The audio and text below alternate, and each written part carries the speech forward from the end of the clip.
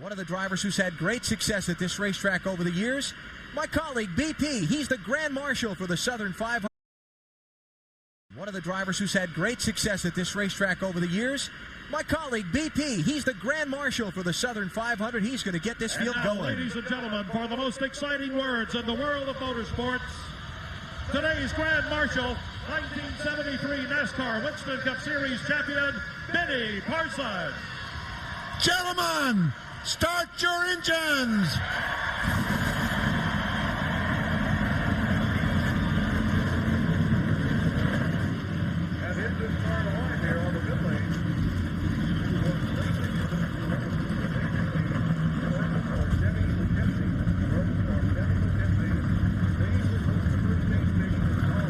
Somehow I just knew there'd be no lack of energy from Benny there. You know, among the nicknames Darlington's had over the years, the most famous is the Lady in Black. 43 drivers will court her when we come back. The Mountain Dew Southern 500 on TNT. Brought to you by Mountain Dew. Take it up a notch. No, make that 2. Parts and repair services from Sears. And by Autotrader.com. New or used, buying or selling, it's the biggest, best automotive classified site on the planet.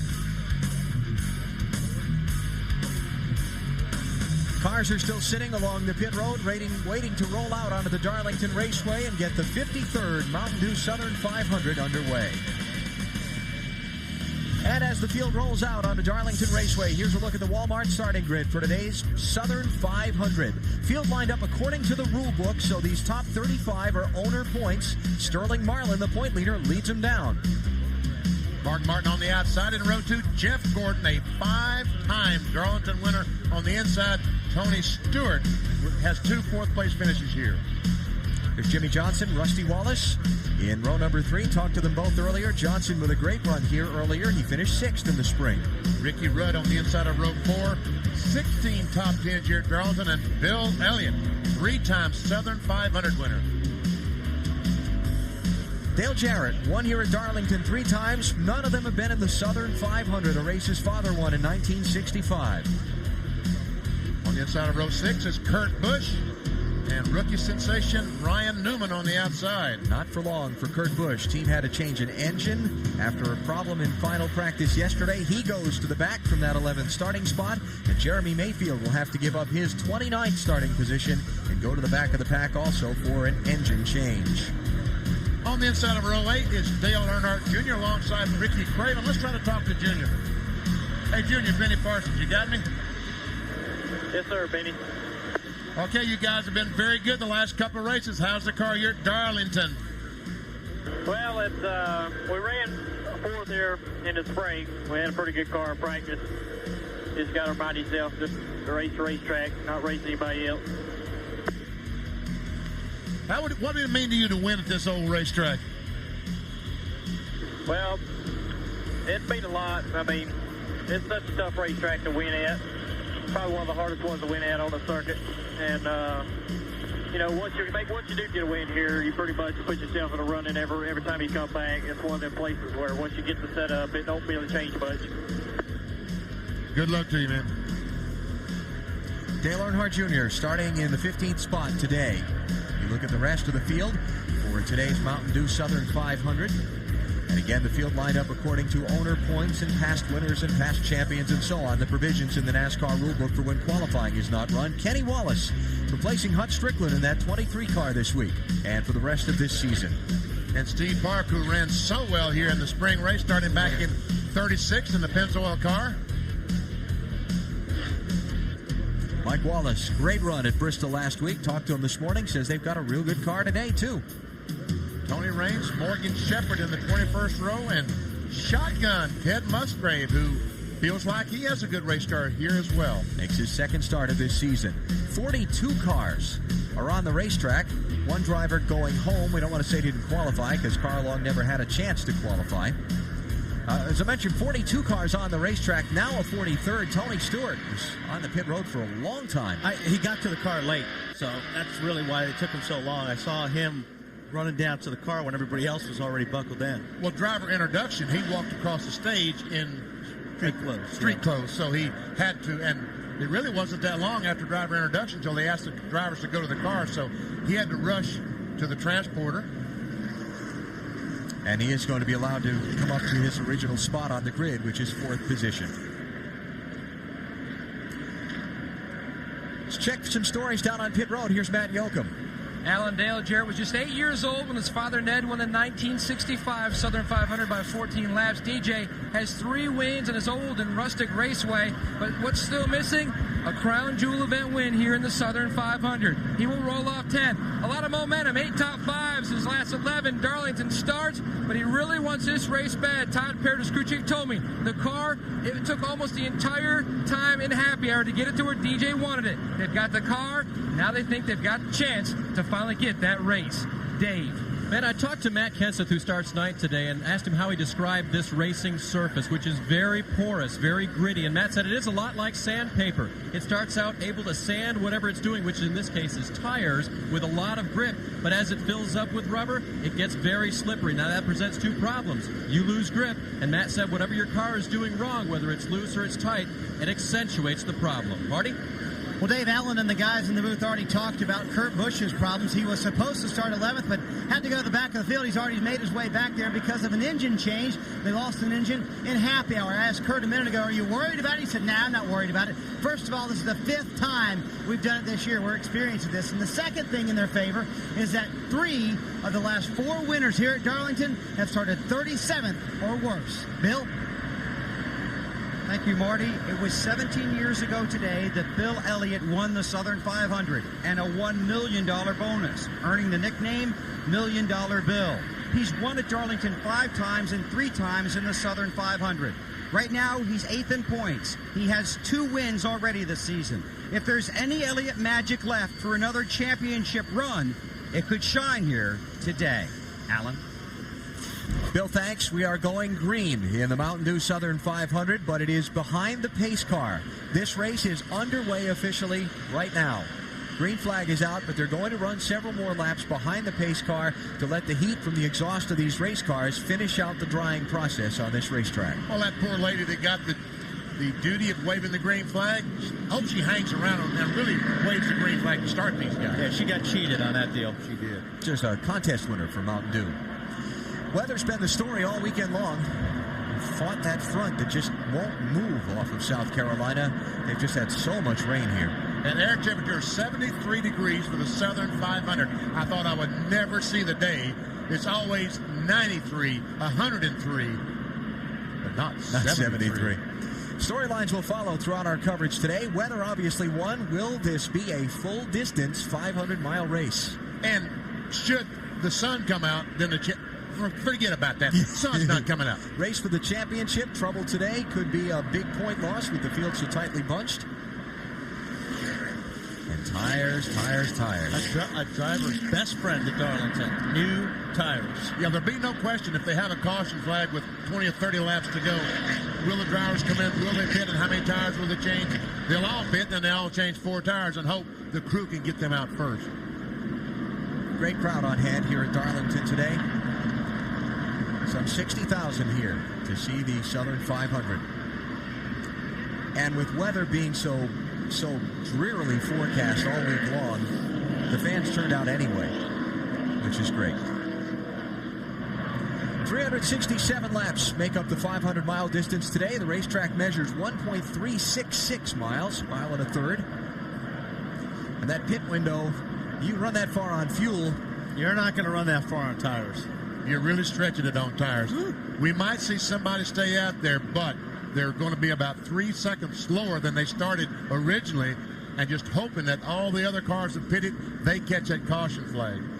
Because you lose over 2 seconds on a set of tires between your first lap and, say, your 30th lap. Now, one of the reasons the cars are still behind the pace car is because they want to get the pit lane dry. They've had the dryers out on the racing surface all morning, but with the race cars and the pit equipment and the people on pit road, they didn't have the dryers there earlier. They're trying to get that cleaned up a little bit before they turn them loose. Yeah, I see that spot up there. They've got to get that away pretty quickly. Yeah, I don't know if they'll get it dry. They may get some of that standing water blown off, but they'll get it better. They'll get it better. And monitoring radio communications, both Sterling Marlin and Mark Martin, the front row starters, have told their teams racetrack's ready. So we're just waiting on the pit road. Back at Darlington, now 1 lap away from the start of the Mountain Dew Southern 500. We are about to complete the 10th lap of the race, but we'll see the full green flag next time by the start-finish line.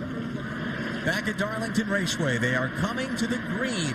What would be the first full-speed green flag laps of this edition of the Southern 500. They've run 19 laps now behind the pace car under the green and yellow.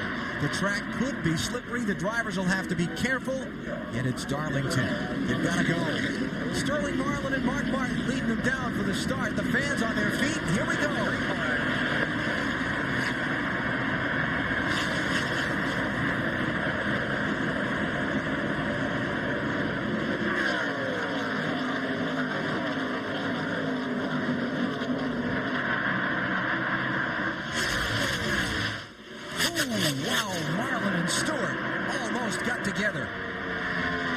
And at outside line, Mark Martin took the lead down in 1 and 2.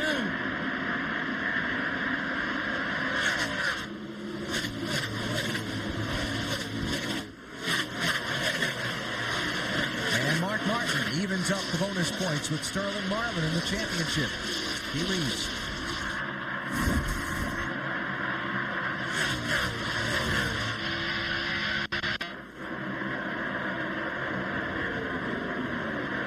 Ryan Newman alongside Ricky Rudd. Ryan in the 12 car, Rudd 28. Kevin Harvick in 29 just drove the car on the apron. Entering turn 3, trying to get alongside Dale Jarrett. Harvick and Jarrett racing for 13th. Bill did it the way he was supposed to do it. I mean, Rusty, he backed off, let Bill go down in the corner.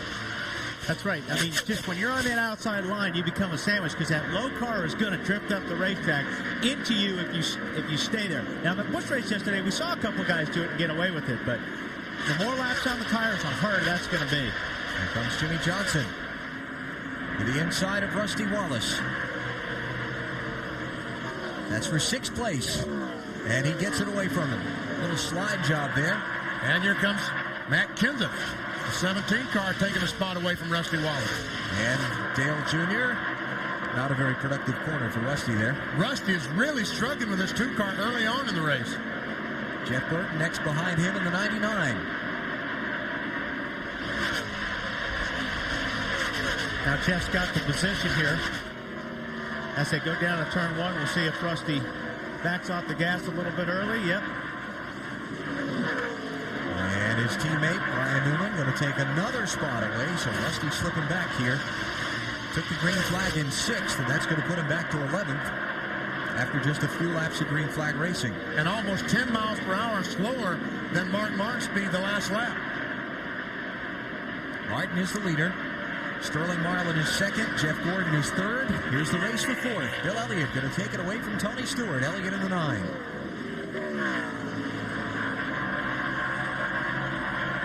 Tony Stewart in that 20 car had a heartbreak here in the spring. Was leading the race with just a few laps to go. A car spun in front of him coming off turn 2 and nowhere for Tony to go, and bam! Crashed along with several other cars. Bill Elliott, 3 times a winner of the Southern 500. 1985, 1988, 1984. It's certainly been a strong summer in Ray Evernham's red car.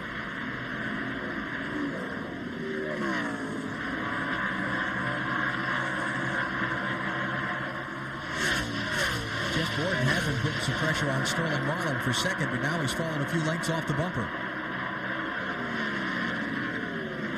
Rusty been slipping back some, Bill. You're right, Alan. 1 word from Rusty Wallace. Tight.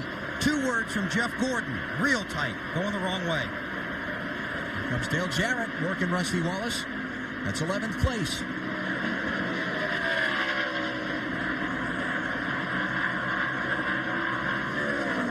And cruises on through.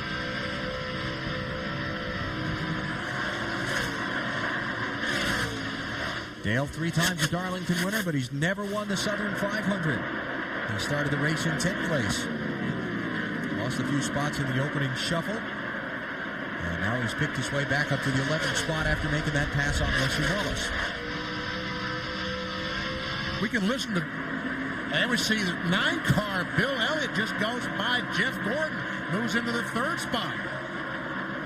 And Dale Jr. at 7th place takes it from Matt Kenseth. Jeff Burton followed him through. Burton started back in 13th place. He's running 9th, trying to get 8th.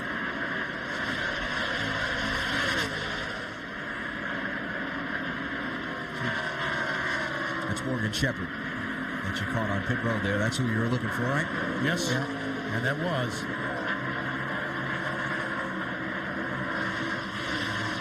So we finally gotten it going at full speed. Couple of hours late.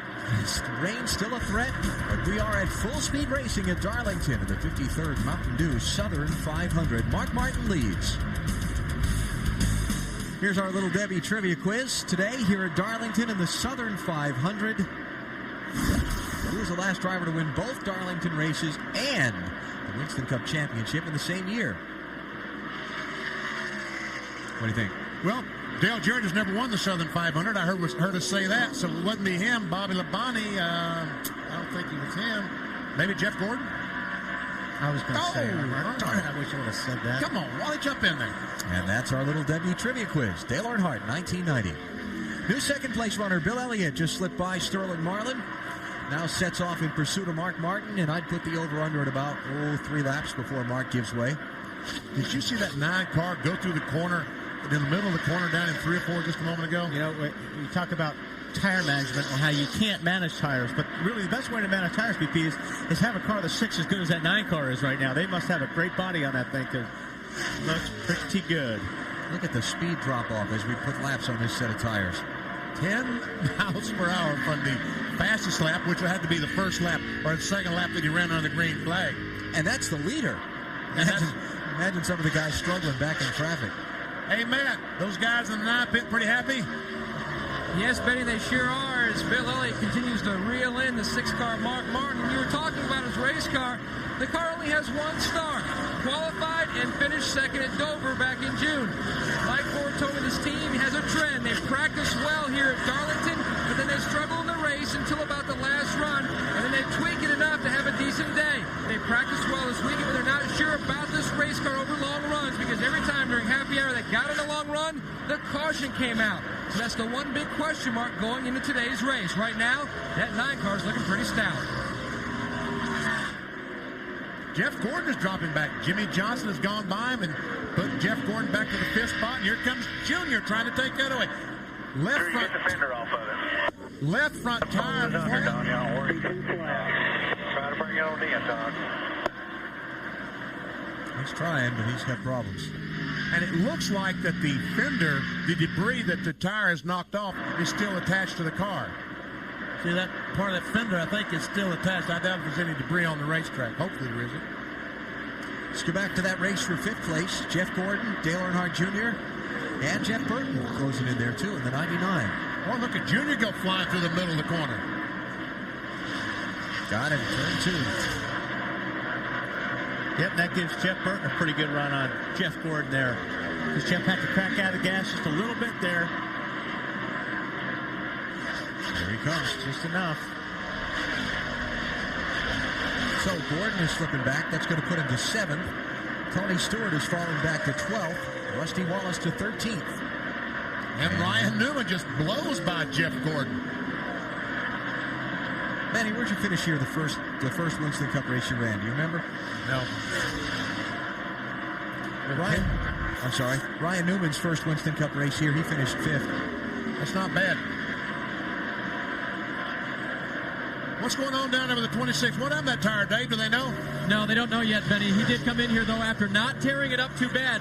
Running slowly around the track, he was able to save most of that front left quarter, but they did tear away the offending fender part.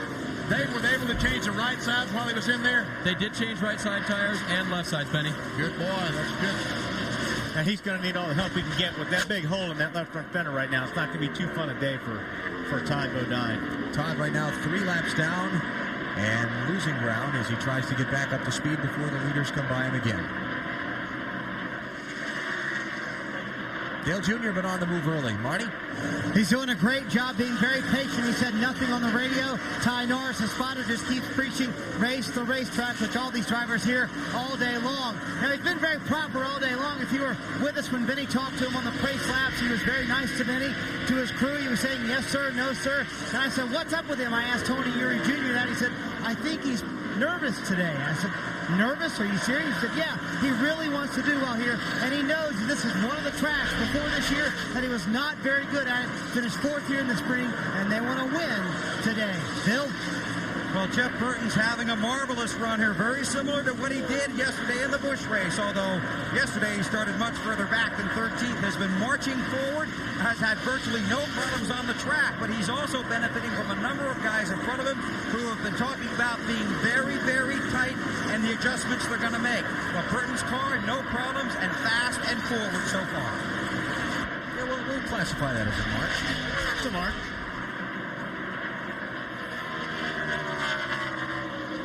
Dale Jr. right now running in 5th. Jeff Burton right behind him in 6th. Ryan Newman is in 7th. Jeff Gordon just got passed by Dale Jarrett. So DJ up to 8th and Gordon back to 9th. Here they come into the picture. And as you see on top of the screen, it says lap 45. But you got to remember the first 18, 19 laps were run under the caution flag as Elliott challenges Martin for the lead. And see you, Mark. Third driver to lead, Bill Elliott is out in front. How about that 9 car, Matt? Alan, about a lap and a half ago, Bill Elliott came on the radio and said, my car is running very good behind Mark Martin. Mike Ford said, well, that's good. Let's check out and see how it runs in front of Mark Martin. Bill, it's a 10 for him.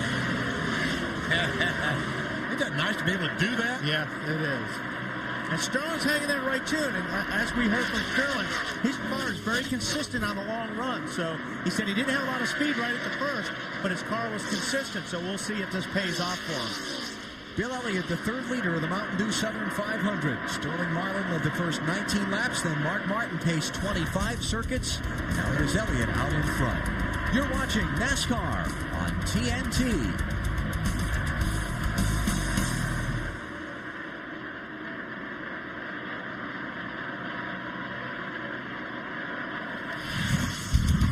Presents 5-star finishes, and we've had some dandies here at Darlington. 97 this race. Jeff Burton and Jeff Gordon fighting for $1 million bonus and the Southern 500 win.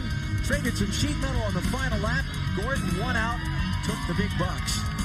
What a great day that was. Wrangler 5-star finishes, and we'll hope for another 5-star one here today when it's time to wave the checkered flag in the Mountain Dew Southern 500.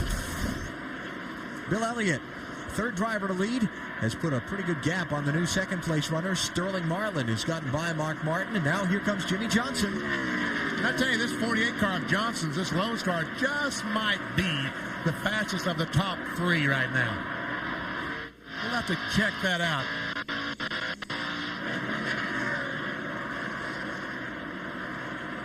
All right, next time by, we'll check him at the line and see, because it looks like traffic is not going to be a problem. Well, it might have been for Bill Elliott that time. Elliott just overtaking Todd Bodine and Tony Raines to put them a lap down. Johnson's in a little bit of clear racetrack.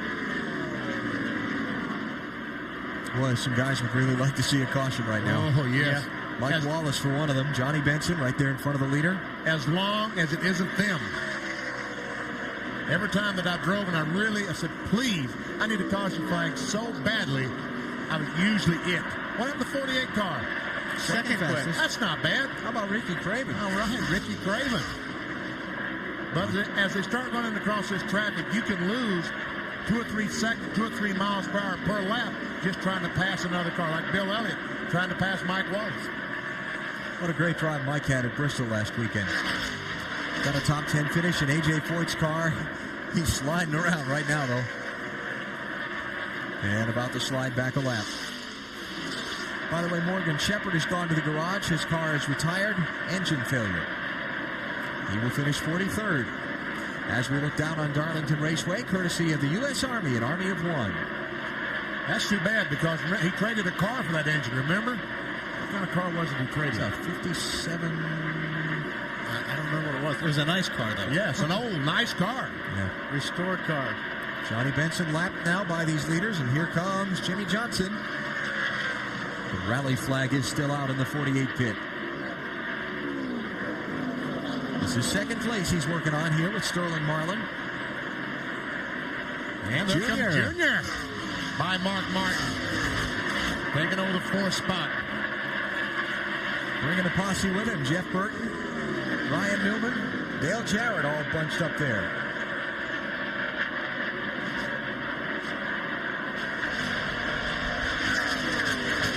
It's got to be not fun if you're in that 10 car right now and you're just 57 laps into this thing and you've got a lap down. Pretty much going to be a long day. Yeah. Good day so far for Bill Elliott. He's out in front. He's led the last 12 laps of the Mountain Dew Southern 500. He's up by 1.8 seconds on championship leader Sterling Marlin. Bill Elliott is the leader of the Mountain Dew Southern 500 at Darlington. He's about to complete lap number 61 of 367. We should see some green flag pit stops here in just a little bit. Yeah, I would think so. I think most of these guys are screaming for tires and adjustment right now. Remember, they ran the first 20 laps of this race behind the pace car under the green and caution, so that pit window might be sliding back just a little bit. Let's make our singular call to the pits and dial up one Bill Weber. We're going to take it through the pits, give you an update on how the guys in the top 10 are running, give you an update on their conditions and exactly what we expect on their pit stop. So let's start with Bill Elliott. Matt? Bill Elliott chasing his 6th career Darlington victory, which would make him sole ownership as the winningest active driver here. Currently, the car's a little loose all the way through the corner. Reported that at lap 50. Right now, as crew chief Mike Ford reminding, just raced the 44th driver out there. The racetrack. Bill. Jimmy Johnson in the 48 car is a little tight in and a little loose off, but when he gets in the gas, he loves the way his car is handling. So it's a great start at Darlington for the 2nd straight race for this kid. As for the point leader, Sterling Marlin, his car has started to get a little loose, and the longer they run, strangely enough, the looser it gets. So they're going to try wedge and air pressure on the 40 car of Sterling Marlin. Jeff Burton continues his march forward.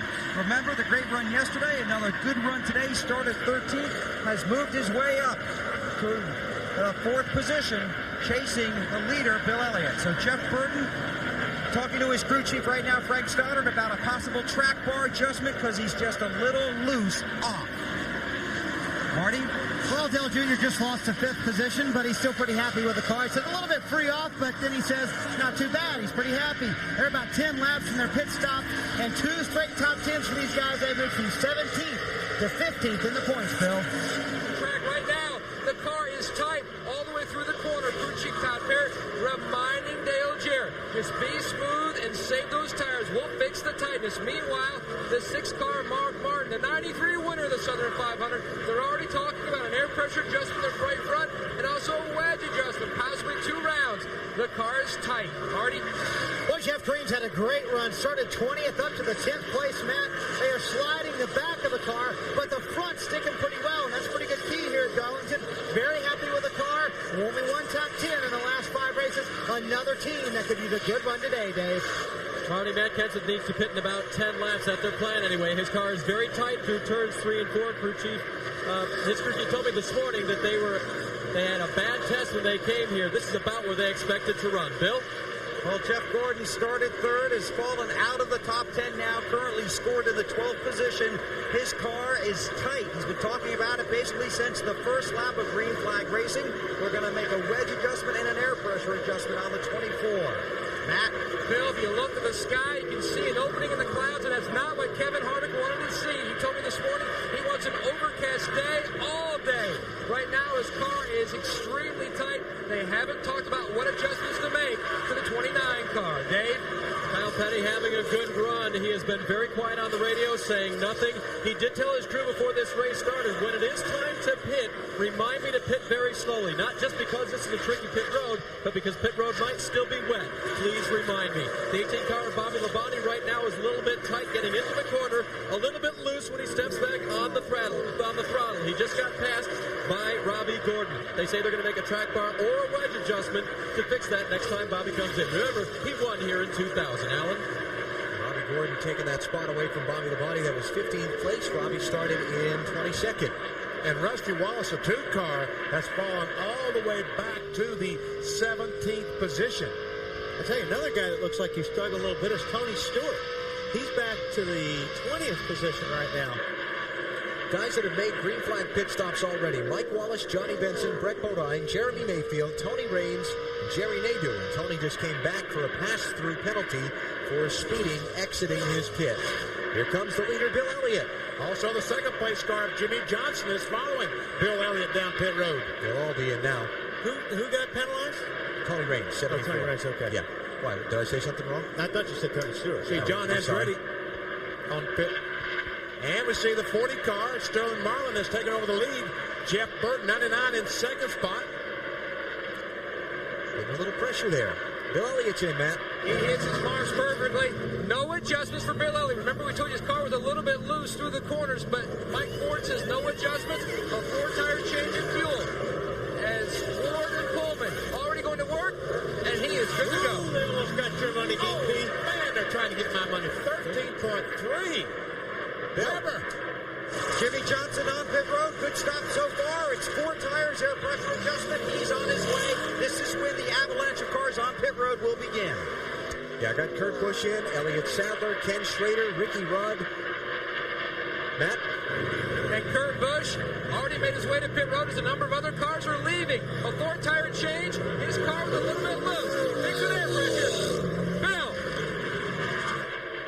Jeff Gordon working all the way down to the island on pit road, which is just down by turn 1. Remember, his car has gotten tight ever since we went green flag racing. Air pressure adjustment, wedge adjustment, around to the left side. Won last week at Bristol, hoping to go for 2 in a row. Snyder. Bill Dale Earnhardt Jr.'s car we said was loose. It got looser the longer he ran. They put a round of wedge in and 4 tires. They had fallen back to 7th after getting up as high as 5th. Dave? Chassis adjustment just made for Matt Kenseth. Now around to the left side. They've changed the right side tires already. He got a cool drink as well. 4 tires. Matt Kenseth is gone. About all of the other leaders that have not pitted yet are on pit road now. Sterling Marlin, Jeff Burton, Dale Jarrett, Ricky Craven, they're all coming in. There are Marlin and Burton pitting together. Bill, come to you. Now waiting for Sterling Marlin to make the long trip down pit road. Started on the pole, has the number 1 pit stall for the easy out in turn 1. Car's gotten a little bit loose. They're going to make a wedge adjustment. It's going in now on the left-hand side. It'll be 4 tires and all the fuel they can get in there. So Sterling Marlin waited. Everybody else basically on and off of pit road. Marlin gets his 4 tires. Matt.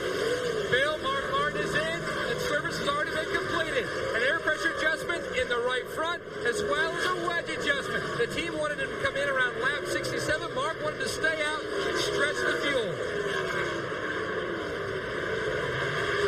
And they've got to stay down on the apron of the racetrack until they get to the backstretch before they can blend in with the traffic. So as they cycle around through the rest of the pit stops, Bill Elliott is going to hold on to the lead. Checking the interval he's got on Jimmy Johnson, it's going to be about 3.7 seconds. So great work by Elliott and his team. Adds, about a second onto his gap. Great pit stop. I mean, Jimmy Johnson came in and looked to be almost right behind Bill Elliott, just no more than a second behind him, and now he's 3 3/4 seconds. So yes, at least 2.5 seconds. Yeah, it was about 1.7 seconds the lap before the stop, BP. So great job by Elliott's crew. First round of green flag stops are complete here at Darlington in the Mountain Dew Southern 500. Bill Elliott is the race leader here at Darlington. Tomorrow's paper will feature who won the 53rd Mountain Dew Southern 500. Will it be that car and that driver on the cover? Bill Elliott, right now, has got a healthy advantage. Pretty hooked up. And he's done it before. Check this out, the difference between the top 2. Bill Elliott, 683 Winston Cup starts. Jimmy Johnson, 27. Bill Elliott, 43 wins. Jimmy Johnson, 2. Bill Elliott has won the Southern 500 3 times. Jimmy Johnson makes his first drive in this classic today. 3.2 seconds between those top 2. Then it's a full 9 seconds back to third place Sterling Marlin. Jeff Burton, Ryan Newman, Dale Jarrett, they make up the top 6. Yeah, Bill Elliott's got one of those cars, Benny, that if it stays green, he's going to have everybody up to the top 10 lapped. A lap down. I mean, right now he's working on Elliott Sadler, who's running in the 26th position. But it's just kind of a continuation for Elliott. I mean, this team, the last, month and a half, 2 months? Unbelievably impressive. Yes, they have been very, very good. You watch how smooth he is. When he comes off the corner, you don't see the car moving around or getting loose like a lot of other guys are. It's just he puts it where he wants it. He almost looks like he's going slow. That's how smooth that car is. Bill Elliott ended July in Victory Lane at Pocono, started August in Victory Lane at the Brickyard 400 in Indianapolis. Kind of had some troubles the last few weeks, 21st, 22nd, and 17th at Watkins Glen, Michigan, and Bristol. But, Michigan, that performance that got him the Golden Benny there with the car jumping out of gear at 190 miles an hour. That was an awesome job by Bill Elliott.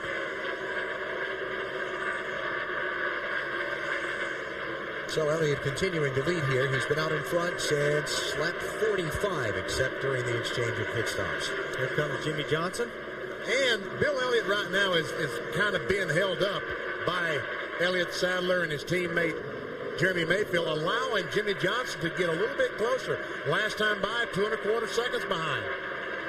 Mayfield and Sadler are the last cars on the lead lap, so they can't afford to give any ground to Bill. As a matter of fact, Sadler was able to get by Jeremy Mayfield. There he goes by.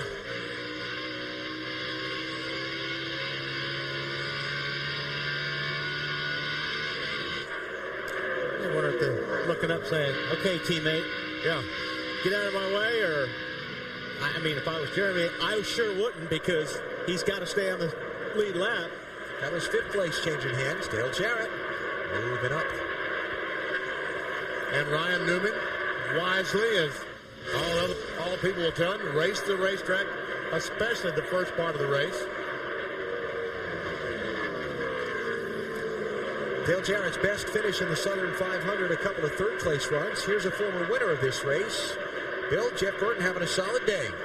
Yeah, it looks like it.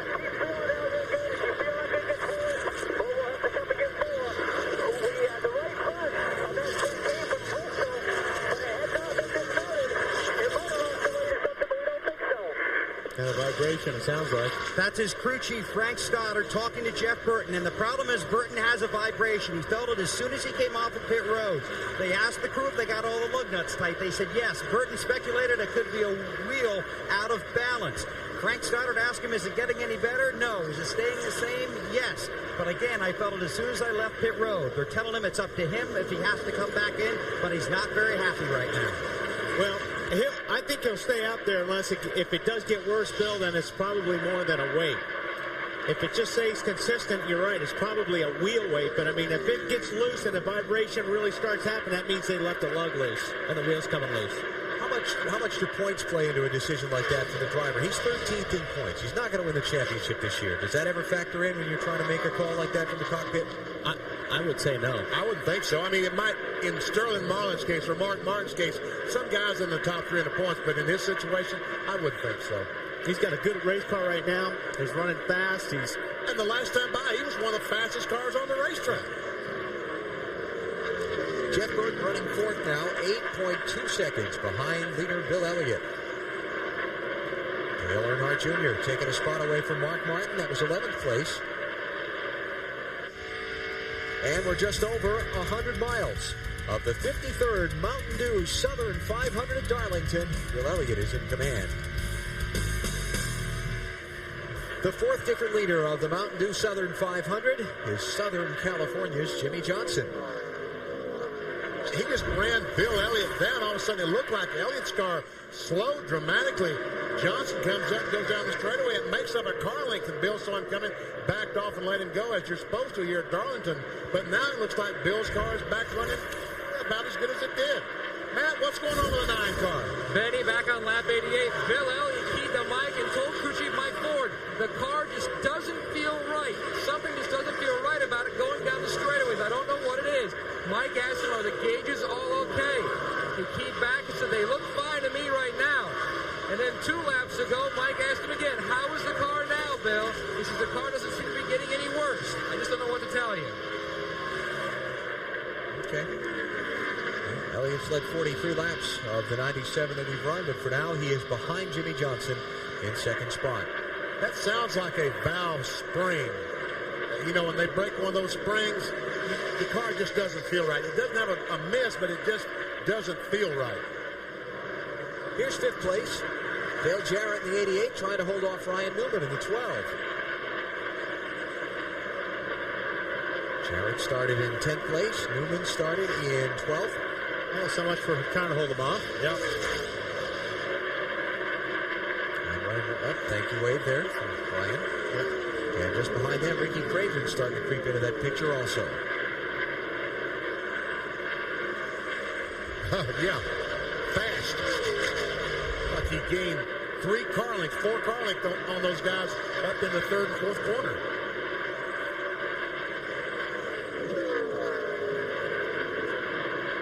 And right in front of Ryan Newman is Ricky Rudd. He's a lap down to these guys, back in the 32nd position.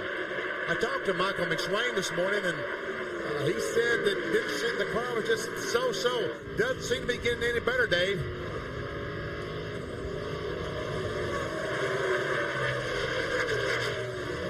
Dave doesn't want to talk.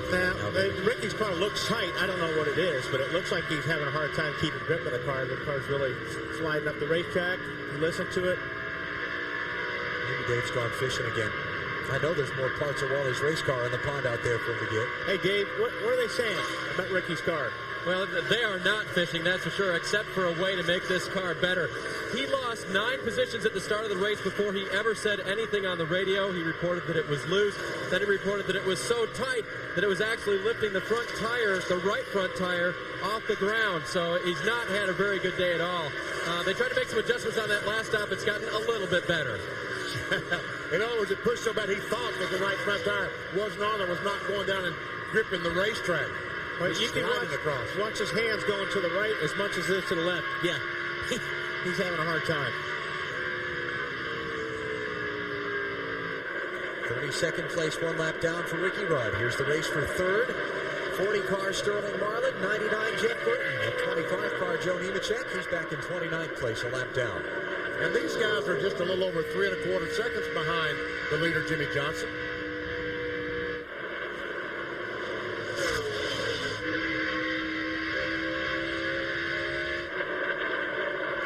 Jimmy Johnson, when he took the lead from Bill Elliott a couple of minutes ago, he intercepted this from his team to him and back. This car buddy doing an awesome job, Jimmy. Just be patient with these lap cars here now. I'm up here working on them. This car buddy, I believe you got your mojo back. Hey, I found my mojo. Yeah, laying on the backstretch somewhere because he does have his mojo working today. First time Jimmy Johnson has ever led here at Darlington. Of course, this is only his 2nd Winston Cup race. Pretty big deal to be leading the Southern 500 in only your 2nd try. Oh, here comes Ted Musgrave. Back on the lead lap with that one. Next Saturday night, Winston Cup racing goes to Richmond for the Monte Carlo 400 with the Looney Tunes. And a lot of Winston Cup stars will be driving special Looney Tune character cars as part of their paint schemes. Jimmy Johnson going to be one of them. He'll have Sylvester and Tweety on his car.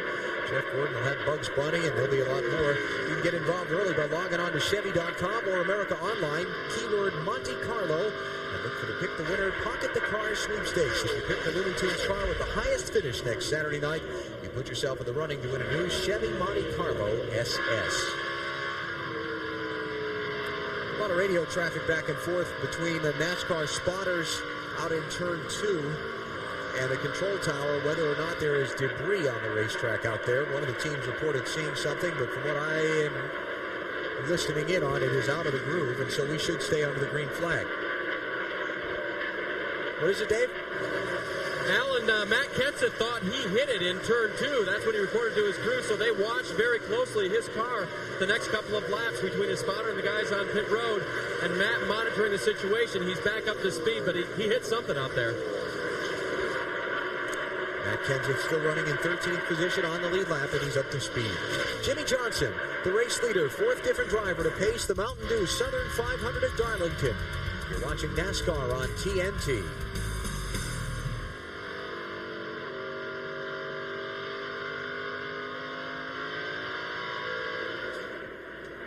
Back at Darlington under caution, debris on the front straightaway has put the pace car out in front of the field and brings all of the leaders to pit road.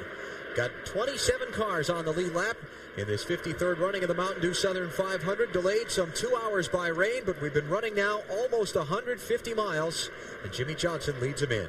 Marty? Ricky Craven, 7th on pit road. He comes down. He has an open behind him, and he slides into his pit stall.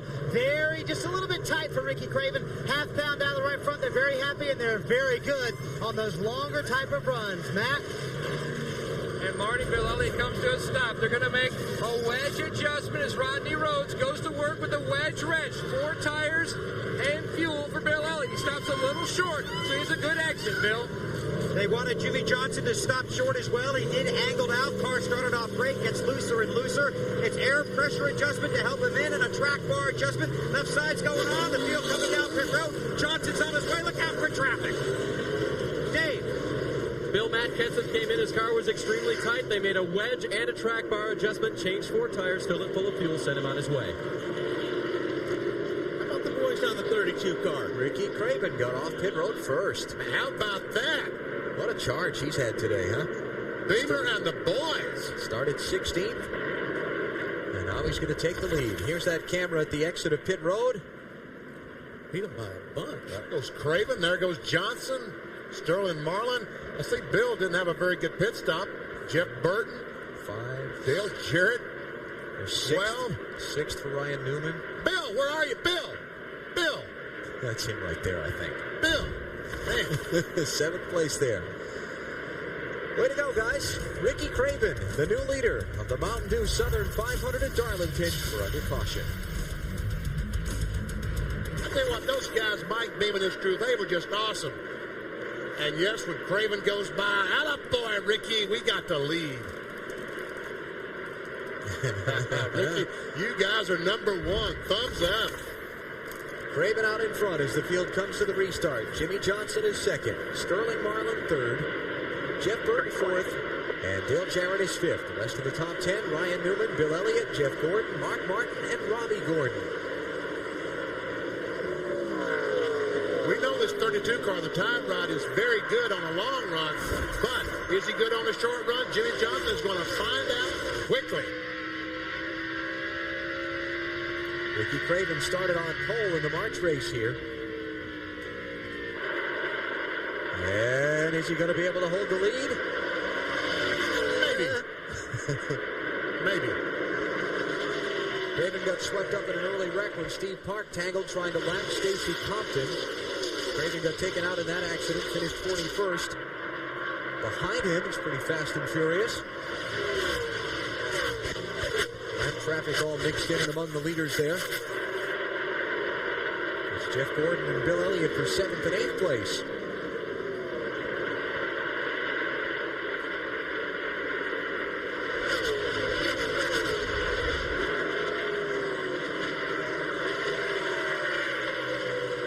Bill's able to maintain that position down the straightaway. He got a good run off that high groove. Kind of slid around behind him there. Marty. Sorry, Benny. Go right ahead, Alan. All right, you go ahead, Marty. Well, I was just going to talk about that spring race for Ricky Craven. That's a very sore subject with this team. They felt like they had a car that could win the race. Like you said, Alan, it did sit on the pole. They've had this date marked on their calendar since March. They feel like they have something to prove here this weekend, and this is the same car that they wrecked in that race here in the spring. They haven't given Ricky any more poison either lately, have they? Yeah, as a matter of fact, he showed me Friday a big rash on his arm. Ricky bought some property from Benny, a couple months ago? Yeah, and every time he goes out and mows any grass, he inhales just the fumes off of poison ivy and gets rashes on his arm. That's how allergic he is to it. Man, I sympathize. All I have to do is look at that stuff and I catch it. You didn't tell him that when you sold it to him, that was a problem there? I didn't mention it to him. Okay. I wonder if Jeff Burton. Ooh, did he just kiss the wall there, Craven? Well, he might have, but it's close. That's going to happen here. Do we have our Darlington stripe on the side of the time ride? Ken Schrader, yellow car in the middle there. He's the first car a lap down in 28th place. And he is fighting hard to try and get back around these leaders. Is that Ricky's radio we just heard? Thought it was. It sounded like Craven. Yeah, it's saying we just picked up the old Darlington stripe, I believe.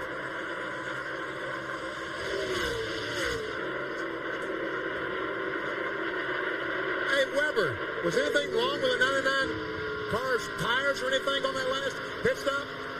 BP, no. Frank Stoddard said they looked at all of them. They were all fine. The weights were fine. Brad Parrott, who crew chiefed yesterday's win, said everything looked okay. So they're happy that the tires are all right, and they're concerned, waiting to see if that vibration is gone. Right now, he's again, very, very fast as he goes by Schrader in the 36 car. He closed up on the back bumper of the 48 of Johnson.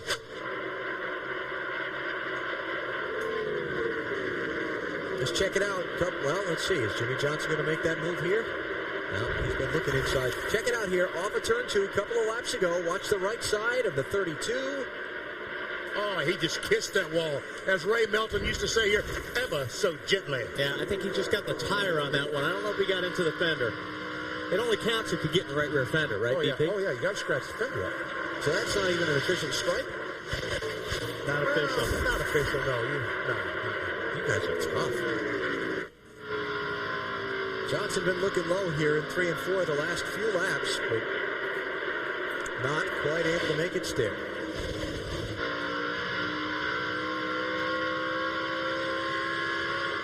How about the 48 car, Bill? Patience is the word that he's getting from Chad Canals. Just be patient. Let him wear his stuff out. And that was right before Craven went up and had his brief encounter with the wall there. But Chad also told Jimmy after that last pit stop that your tire wear is perfect. And Jimmy goes, oh, come on. And Chad goes, I'm not going to kid you. They're worn out. But we were getting close to our pit window anyway. The tire wear is perfect. This car is awesome. Yeah, they're wore out evenly. Yeah, it's made it perfect. That's exactly right. If all 4 tires wore out evenly, they wore out very nicely. Yeah, car's perfect. Just past 150 miles of the Mountain Dew Southern 500 at Darlington. 2 hours delayed by rain, but underway. Would you believe there's even some blue sky starting to show overhead? Primetime Top 25 college football returns to TBS Saturday night starting September 14th. For the Big 12 and Pac-10 conferences, it's Big Play Saturday on the Superstation. Better look out. Get off the track, Bill. Go.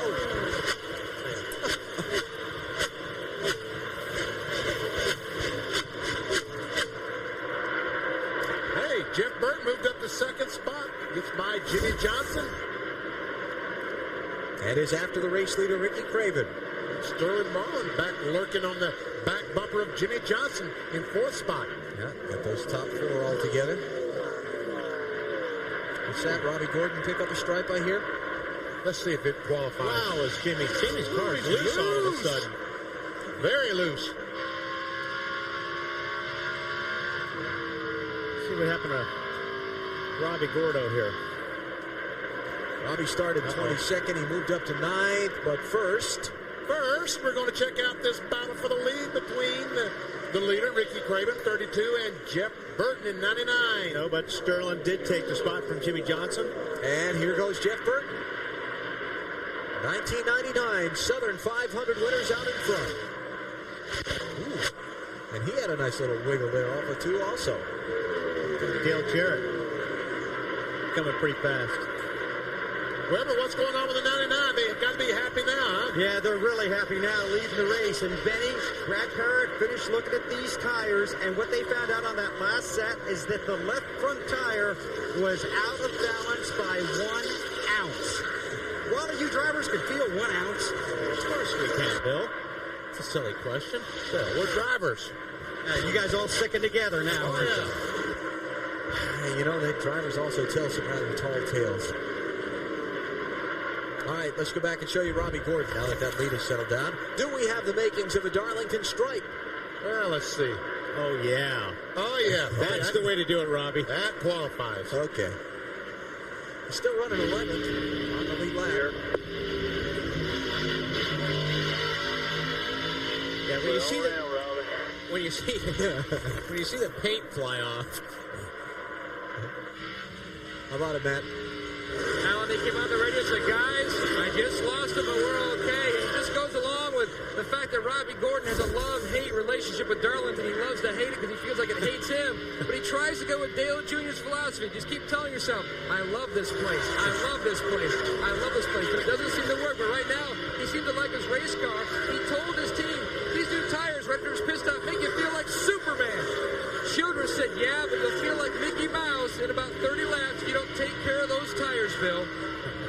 Well, Matt, Tony Stewart continues to struggle. Early in this race, he was tight, so they made the adjustments to try and correct that condition. Overdid a little bit. Before the last pit stop, he told the team he was loose, so they added wedge and made another track bar adjustment going back the other way, trying to tighten him up a little bit. So it was tight early for Tony and then loose before the last stop. You know, these guys ran more laps yesterday in practice than any other team. They ran 138 laps, Benny. And they were trying desperately. So now we understand they were just desperately trying to find that proper setup, something that Tony liked on this race car. And honestly, they really never found it. Yeah, by the looks of it. Stewart starting fourth. He's back in 21st place now. There are 27 cars on the lead lap. Tony is 15 1/3 seconds behind leader Jeff Burton. Ooh, that car is sliding. Here's third place. Check that, fourth place. Dale Jarrett by Jimmy Johnson. So Jimmy's mojo's left him again. Yeah, his mojo's gone. And so's his handle. It's loose off, guys. Marty, you got something for us? Well, Dale Jr.'s running in ninth, and a lot of the teams down here, Dale Jr.'s team included, are saying that the racetrack is getting tighter. Now, I find that kind of odd, Benny and Wally, because the sun is coming out, which I think would make the racetrack looser, but Jr.'s not the only driver saying he feels like the racetrack itself is getting tighter. Well, Marty, normally, I think this place here, whatever your car is doing when the track gets hotter or the sun comes out, it gets worse. And I don't know why but that's normally what happens. If you're tight, sun comes out, it gets worse. In other words, as the racetrack is getting slicker, then the right front tire is just not gripping. It's sliding across the racetrack, and it's picking up more push. You almost said slippery. He did. He almost said it. I'm disappointed he didn't say it. That's wearing off on me. Jeff Burton is out in front. 6th different driver to lead the Mountain Dew Southern 500. You're watching NASCAR on TNT. The drama today on TNT is the Mountain Dew Southern 500 live at Darlington Raceway in South Carolina. 2 hours delayed by rain. We're at lap 141 of 367, and Jeff Burton is the 6th different driver to lead the race. And you see the sponsorship on his car. If you wonder what it says on the rear quarter panel, rear fender, it says MDA. Each year, Citgo puts it on at Labor Day because of the muscular dystrophy telethon. That's tomorrow, correct? Right. And Citgo is the biggest corporate sponsor of that. By the way, the uniform and helmet that Jeff is wearing in this race today will be auctioned off to benefit the Muscular Dystrophy Association after the race. Well, that'd be fantastic, especially if he were to win the Mountain Dew Southern 500. But he's got a big silver car coming in the mirror fast. Yeah, that's the bad thing. Championship leader Sterling Marlin led the first 19 laps of this thing. Then he led a few more during a round of green flag pit stops. And if this thing keeps going a few more laps, he may lead again, because last time by he was about 1/3 of a second faster than Jeff Burton.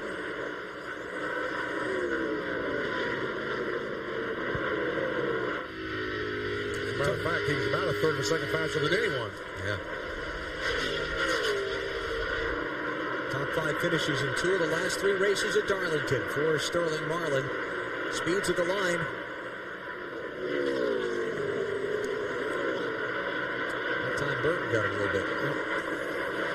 Jeff Gordon showing up. Running back in 8th place. Gordon was struggling a good bit earlier, but now he's chipping his way back up, but he's got to catch these two if he's going to race for the lead. Sterling Marlin chasing Jeff Burton in the Mountain Dew Southern 500 at Darlington. 145 laps coming up.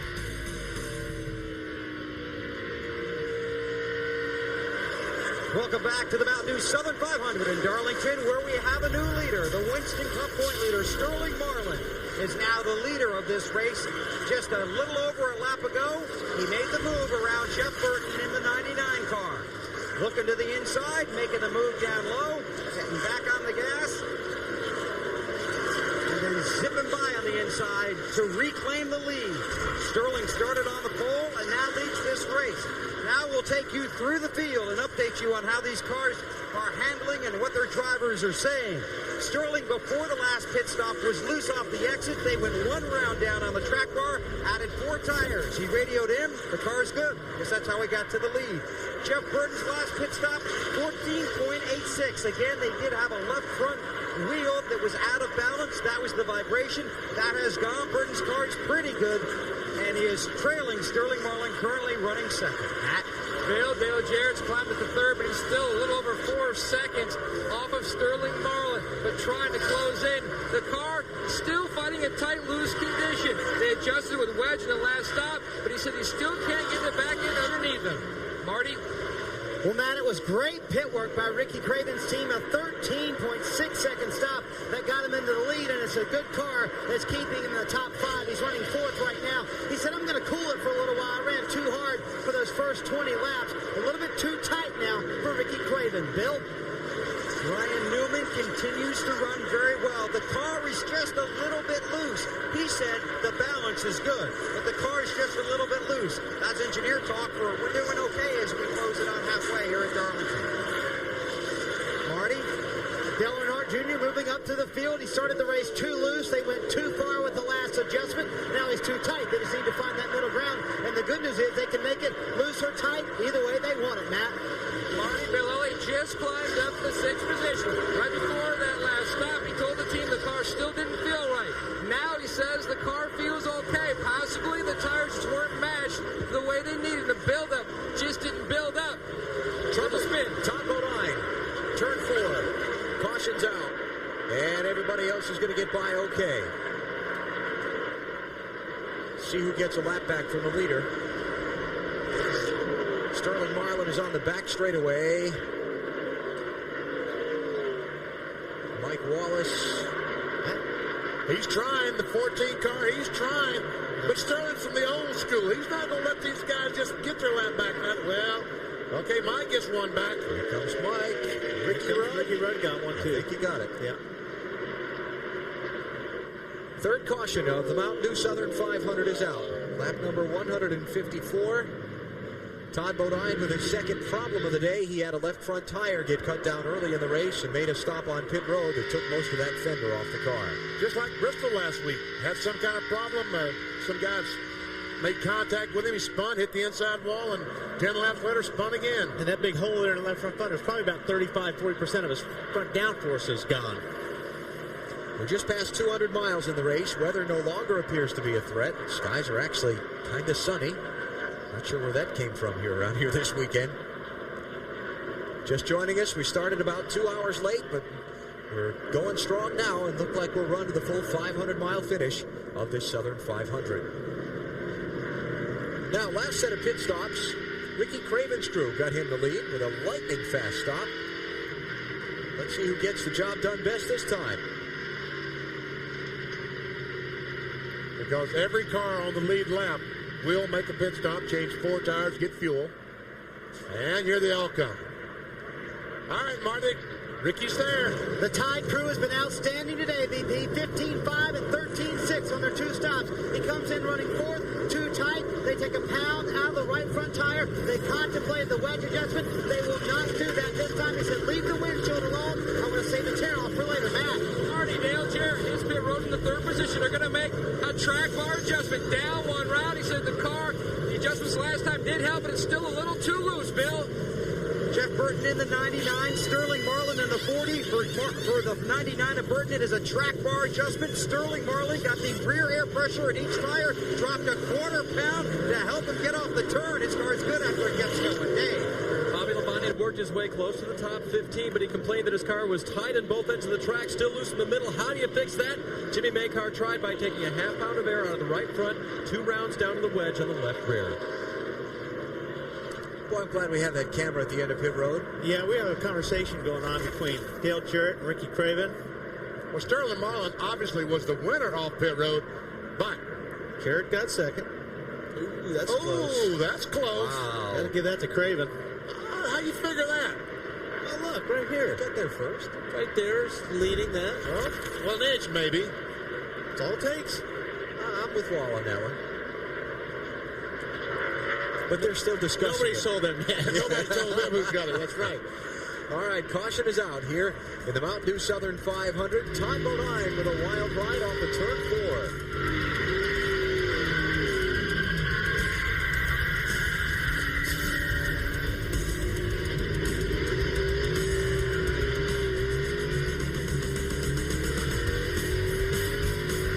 Back at Darlington, under caution, Sterling Marlin continues to lead. Had an excellent pit stop, trying to make his car a little better off the corners. The crew celebrating that pit stop that got him out first and kept him in the lead of this race. Let's meet the guys that got the job done.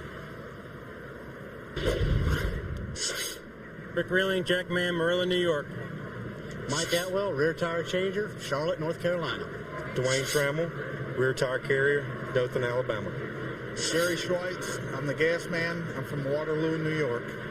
Mike Houston, front tire carrier, Concord, North Carolina. Clay Robinson, front tire changer, Simi Valley, California.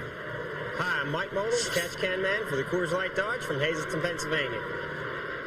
And how'd those guys do? 13.81 seconds. 4 tires and fuel. Green flag. Close to that BP money. Just 0.8 of a second off. Jeff Gordon had a great pit stop. I see those Rainbow Warriors got him out in 5th spot. I'll tell you who else's crew gave him a great stop. Bobby Labonte. They came in 15th, put him out 9th.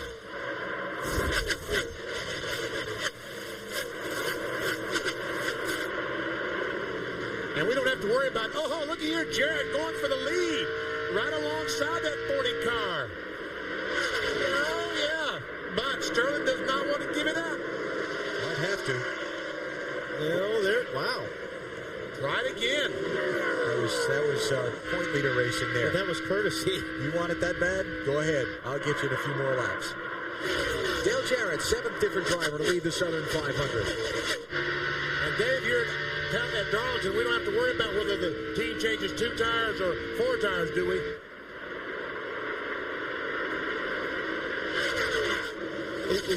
They must have got Is Dave still working for us? Got some Hello. Well, I need an open microphone, first of all. But when I tell you what I tell you, you'll understand. The 18 car did change 4 tires, but this is the second week for a new front tire changer, but a name we've heard before, Hollywood. Mark Armstrong made his way over from the 99 car to the 18 car. He's made a big difference already. Lead change. Sterling Marlin. Wanted it back. Well, I told you. He said, you go ahead, I'll get you in a few laps. Sterling told me this morning his car was better on the longer run. Granted, we've only run a few laps here, but... Yeah, well... Sterling Marlin today is putting his stamp on the championship battle. I think that's what this is all about. Is guys, we are the championship team. You got to come beat us. What happened, Wally? I'm just watching back there. Jimmy Johnson slid up in front of Dave Blaney, and I mean, slid over Dave Blaney. You saw a wreck that just didn't happen. Yeah, I saw a wreck, and it didn't happen. Yeah. There's Rusty. Rusty got out pretty good, didn't he, in that pit stop? Yes, he did. 7th best. Yeah. This guy did a good job. Let me show you what I was talking about. Please do. Here, Jimmy Johnson sliding up. Well, that doesn't do its justice, that angle. How about a different angle, guys? Oh, you're humor me. So picky. Gee whiz, Wally. I want the angle the way I saw it. Well, nobody sees things quite like you do. Okay. That's the other angle, Wally. Happy? Sorry, guys. It was really close, believe me. Maybe you want to go downstairs and direct this thing next? I thought I was. It's all about you. Bobby Labonte in the 18 car running 9th, while up front, Sterling Marlin putting a little gap on Dale Jarrett. Talked to Sterling this morning. Said, when'd you come here for the first time for the Southern 500? 1969. Said he was 11 years old. Came with his father, Clifton Marlin, better known as Cuckoo. Craven in the 32, Rayson Johnson there for 5th place.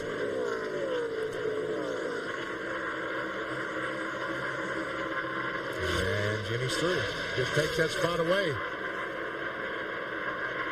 Talked to Jimmy's crew chief, Chad Canals, this morning. He said, as long as it stays overcast, we're going to be great. If the sun comes out, we're in a lot of trouble. But really, I bet they've been making some big adjustments. I don't think so. This isn't really the sun. I mean, to us, it's the sun because we haven't seen it this light in 3 days. But when they're talking about the sun, I mean, the sun needs to come out and really heat up the track. This sun counts to that car. Because I just checked with Chad about that, Wally, and he said it was already hurting him bad, and that was about 15 laps ago. Just makes the car really, really bad loose. Okay. Well, put your sunscreen on down there, Bill. I agree with you, though. We haven't seen this much sun since we've been here. Yeah. Rusty Wallace, the 2-car, fighting his way back. We saw him struggling that first run, but here he is back in the 7th position, trying to take 6th away. And here comes Ryan Newman, his teammate, underneath him. Okay, Rusty. See ya.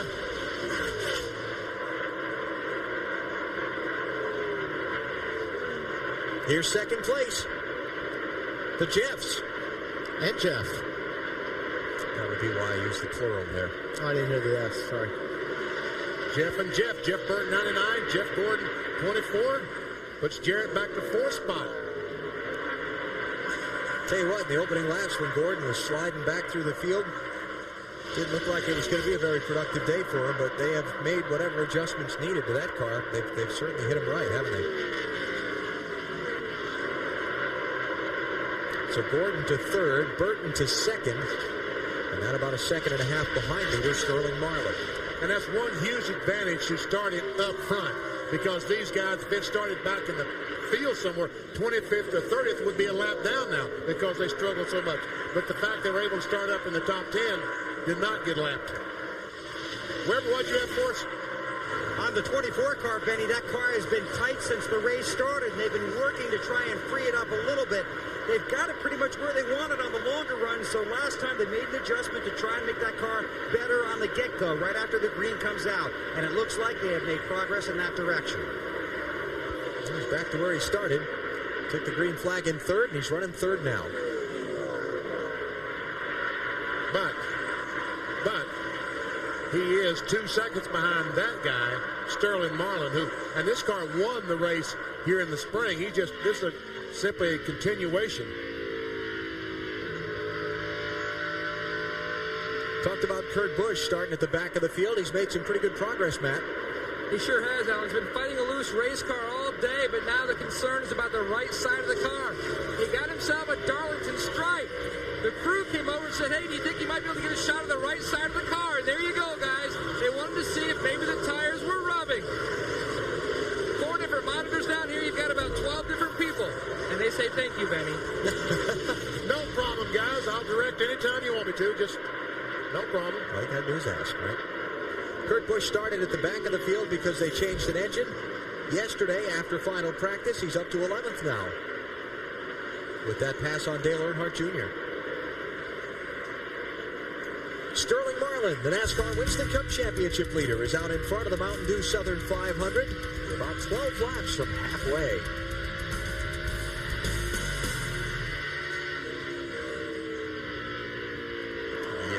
The 53rd Mountain Dew Southern 500 at Darlington Raceway in South Carolina is approaching its halfway point, something a lot of us never thought we'd see today.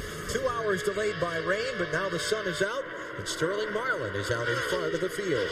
BP, when you ran here, you know how these cars slide up the racetrack? There's actually a cushion of air. You ever feel that? How when you drift up to the racetrack, see how Sterling's going? It's right before you hit the wall, the car actually stops, like there's a buffer of air right there. Except sometimes in turn 2, you go past that buffer, and you hit the wall. When you just drive in the wall, you're supposed to hit the wall. But I understand what you said. And yes, sometimes you would slide up there and just know you're going to slam the wall. As a matter of fact, a couple times I've closed my eyes. Yeah. But you can feel it. It actually pushes you away from the wall a little bit. See how fast we're going here. Closing your eyes when you're racing, that's not generally advisable, is it? I mean, had to be there. It's not. Not for long. I was so disappointed I didn't get to ride in the passenger seat. Not any more disappointed than I was to give you that ride. 171, BP. Okay. And really, truly, that should be the fastest point on the racetrack going in turn 3. And that is pretty fast considering you have no tires. Yeah, exactly. Because after all, it's been 15, 20 laps since we changed tires. Actually, 23. Oh, wow. So I wonder how fast. So we'll have to check that with new tires. Yeah. Talked about Tony Stewart kind of struggling earlier. He's kind of on the march now, Bill. He certainly is. He just told the crew it's the best the car's been all day. Picked up 5 spots on the track. Under caution, he told the guys in the pits, you're picking up more positions for me on pit road than I am on the racetrack. The car has been loose, but they've been working on it all day. Last time made a wedge adjustment and a track bar adjustment, and Tony Stewart is going in the right direction. Up to 11th. Restarted 15th back at lap 159. It's one of the great things that you just have to love about this sport. Guys that you think are out of it, with these pit stops and the adjustments these teams are able to make to the cars, all of a sudden, here they come. Well, and that's what makes the good team so good, because they can make those adjustments when you're out to lunch. They make those adjustments, and they turn your car that's not handling very good into a great race car. That's why these guys are so good. And one thing that's so important to that is the communication between the driver and the crew chief, the guy that calls for those changes on the race car. And it doesn't happen in a race or two. It takes a period of time. When Tony Stewart says on the radio, the car is tight off turn 4, it takes a few races before Greg Zipadelli, the crew chief, understands exactly how tight that he's talking about. Exactly. And the aerodynamics and the tire pressures and all the different things that go into making these machines work. And these guys yet can refine them to the point that they can make an adjustment on a pit stop with air and improve their car's performance. And like Benny says, you have to learn the drivers, because some drivers say, well, my car's loose. Well, with some drivers, that may be a little loose. Some drivers, that may be that you're sideways. And the crew chief has to realize how loose or tight the driver means when he says, my car's tight. And all of a sudden, Bill Elliott seemed to be very slow up between 1 and 2. Tony Stewart just went by Elliott to take the 10th spot away from him. So Elliott, who led 43 laps earlier in this race, now struggling here. And the 07 car, Ted Musgrave, 1 lap down in 29th place, going to go by Bill. Hey, Ted's running good laps. He lost a couple laps because of a flat tire, I guess, but he's been running really good. Kurt Busch next to challenge Bill Elliott. Let's check on Dale Jarrett here. 4th place car, running right behind Jeff Gordon.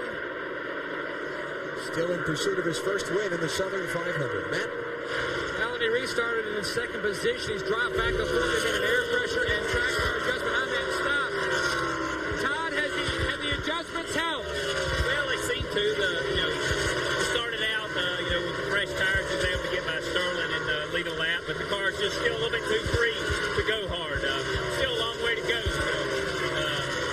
Long way to go here at Darlington, and the main lap is the last few laps, and got to keep that car, the side on it, and keep that thing in the race. And we'll keep adjusting on it. The guys have great pit stops, so we got a great race car.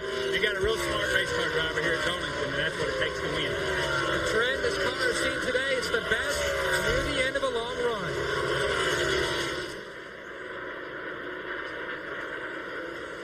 And we have just reached the halfway point of the Mountain Dew Southern 500. Hallelujah. Yeah, they call it the Hallelujah Lap. The lap that the race has become official. And we have crossed it now, so this one's in the books today. There'll be no Monday matinee here in Darlington. I want to back up just for a second and talk about the conclusion of yesterday's NASCAR Busch Series race, when the field was stopped about 100 yards shy of the start-finish line, coming to what would have been lap 74. And NASCAR said, well, the race is official because he's completed half the distance already, even if he doesn't cross the start-finish line. And it kind of set me aback for a minute, because I always thought, well, no, he had to come across the start-finish line and complete that lap. But I went back last night and looked in the rule book, and sure enough, the wording of the rule is that once the leader has completed half the advertised distance, the race will be considered officially completed. So yesterday it would have been 73 and a half laps, would have been 100 miles here at Darlington, and Jeff Burton had completed that. So it was right according to the letter of the book. I understood that, BP. How come he had to go back and read it in the book? I think the confusing thing that happened yesterday, was for most everyone the fact that NASCAR stopped the cars just short of the line. It was like, well, we're not halfway yet. Yeah. Why didn't they go by the line and park the cars down in turn one? I think that they were trying to tell the fans, look, we're going to try to run this race more. If they had driven the cars down in turn one and said, okay, the race is half over, they would have lost 3/4 of their audience. They would have gone home because they're not going to run the race. I think by stopping, they were trying to tell the fans, we're going to try to continue this race if humanly possible. And it wasn't. And they did, again, by the letter of the rule book, the race was more than half complete. And so things were good to go, and Jeff Burton got that W. Sterling Marlin is in pursuit of a W in the Mountain Dew Southern 500. Just past halfway, he is the race leader here in Darlington. Trouble. We're under caution at Darlington. There's trouble up in turn number 2. John Andretti is involved. Caution is out. And the smoke, I don't know, it appears to be coming from under the car like it... I don't know if he wrecked or something. Is that oil all up on the right front fender there? It looks like it could be. He's got he's got some right damage. rear, obviously. Some damage to the right side, so... Andretti thinks his day is over. 4th caution of the race. Probably just trying to get some air in there. Looks like Jerry Nadeau and maybe Steve Hart also might have gotten a piece of things. And Kevin Harvick, too. There's Harvick. Look at that. Got a big piece of something. I wonder if something let go and dumped some oil and all those guys hit it and piled into the wall. Yeah, let's take a look. Yep, something broke or blew up on John's car. Obviously, it looked like he probably dropped the oil. And then they all came barreling in. And the mess was on. 29 there, Harvick, Hart, Nadeau.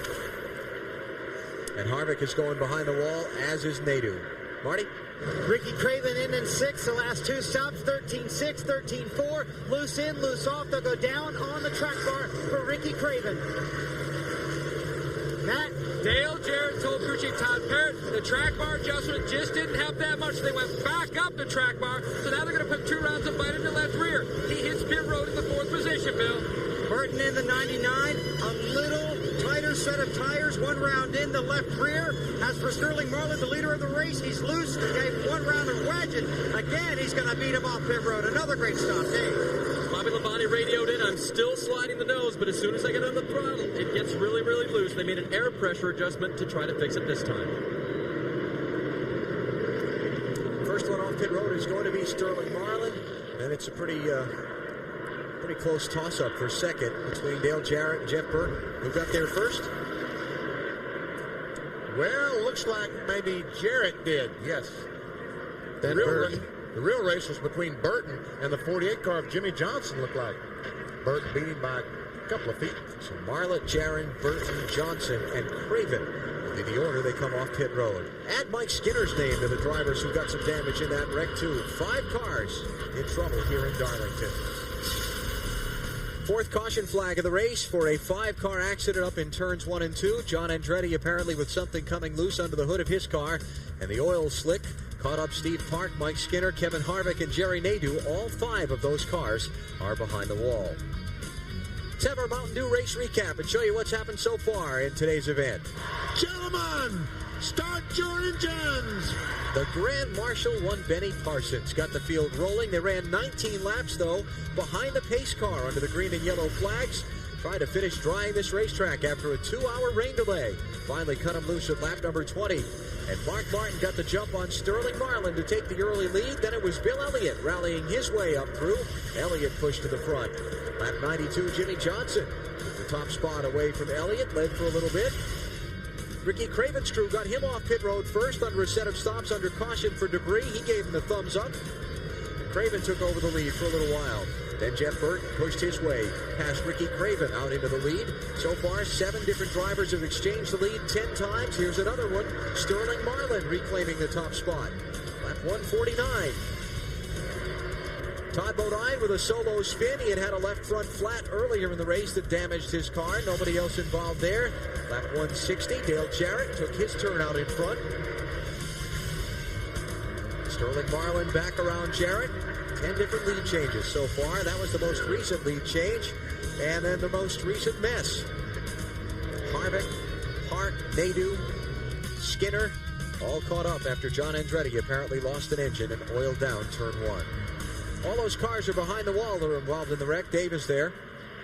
Kevin Harvick's got a ringside view to one thing that his guys do best right now. But he never wants to see him in this position, Kevin. This track's hard to drive anyway. What was it like with oil? Well, obviously it went straight and wound up in a wall. But, these Jim Goodwrench guys will do the best they can to get back out there. Things pretty tore up on the right front. And knocked the motor over on the left side and been on the crossbars, and the throttle hung wide open. So we were struggling a little bit with our car, but, we had got it fixed and got a little better. But what do you do? John Andretti blew up, or an oil line or something fell off, and a whole bunch of us wrecked. Kevin, we saw some major skid marks on the track going up to the wall there. What were you doing inside the cockpit to prepare yourself for the hit? Earnhart always told me to grab the bottom of the steering wheel and hold on tight. So that's what I did. All right, that's about all you need to know, guys. It was a pretty big hit. That was a big hit. Ask him if he closed his eyes, like BP was talking about. Oh, yeah. I can ask him that, BP said one time he closed his eyes before he ended up at the wall like that. Any eye closing here? No eye closing. Not until I hit the wall. Then it was... closed automatically. Then they knocked him closed, but it's part of it. All right, check out the guys in there. They're still going after it, working hard to try to get Kevin back on the track. Kevin 17th in points coming into the race here at Darlington today. Still cleaning up down inside turns 1 and 2. They've got some of the jet blowers out to try and clean some of the oil dry and rubber off the racing surface. All right, we're getting set to go back racing. Sterling Marlin's the leader. Dale Jarrett is second. Jeff Burton third. Jimmy Johnson fourth. And Ricky Craven is fifth. There are 23 cars on the lead lap. And they've just waved off the start. Sterling Marlin, I think, was the one who just radioed in that there's a pile of oil dry inside turn 1 he'd like to see cleaned up. So we're not going racing quite back yet here at Darlington. Jeff Gordon has fond memories of Darlington. 5 wins here, 4 in the Southern 500, and a couple of $1 million thrown in along the way. Before the pit stop, he was running third. As you can see right there, he came out 11th. The reason for that is they had a lug nut hang on the left front tire. They took the 5 off, then went to put the new tire on, put the wheel on there, sized it up, and when they hit the first lug nut, it stuck in the gun. So they worked to get it out. Pit stop ended up 19.80 seconds. So that definitely hurt them, dropping Jeff Gordon back in the field. How about the 97? Well, Bill, they were still working on that right side. Remember, we showed you the video of him slapping the wall. But the bigger concern now is the front valence. Jimmy Finnick told Kurt that it seems like it's bending up right near the left front corner. So they're going to work on that in the next stop. And another concern may possibly be the weather. The team feels like rain is about 30 minutes out. They've warned Kurt, as the 9 cars warned Bill Elliott as well. But Jimmy Finnick told me, we don't care when it hits, we're going to the front, and we're going to have to go fast. Dave. Matt Elliott Sadler has had a steady ride now. I believe he's up to about 14th position. He started 25th today. I talked to Pat Trice and his crew chief. They've made good 4-tire stops. The last one to fix a tight condition on the car. They made a track bar adjustment. Interestingly, I talked to Leonard Wood, his car owner this morning, co-car owner, who's won 8 times here before with other drivers. They got it together this spring when Elliott finished second. That was his best finish here ever. And Leonard told me that sometimes it's just a situation where you need to get a driver, a track, and a setup all together. And this spring was the first time it really happened for Elliott and the Wood Brothers team. Alan? Yoakum, did you just use the R word? Talked about Leonard Wood, the crew chief on this 21 car for many, many years. One of the greatest pleasures of my career happened last night. I inducted Leonard into the National Motorsports Press Association Hall of Fame. And what a thrill. What a great man he is. 98 wins as crew chief for the famed Wood Brothers team from Leonard Wood. As we told you on Countdown to Green, Dale Inman, Bud Moore, and Pioneer NASCAR promoter Ed Otto also inducted into the Stock Car Hall of Fame last night.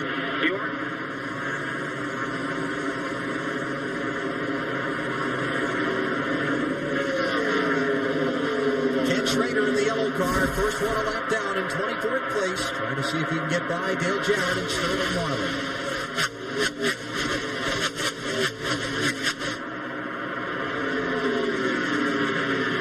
Jeff Burton, the 99 car, gets on the inside of Kenny Schrader. He's trying to catch those two front cars running in third spot. Top 23 running on the lead lap. And we are just past the 200 lap mark here in the Mountain Dew Southern 500. Weather conditions today. We got Craven up in the wall up there. Scraping along the outside, but he got away with it. Well, I don't know if he did or not, Alan. He might have hit it too hard. He might have knocked the suspension, bent the suspension on the right side.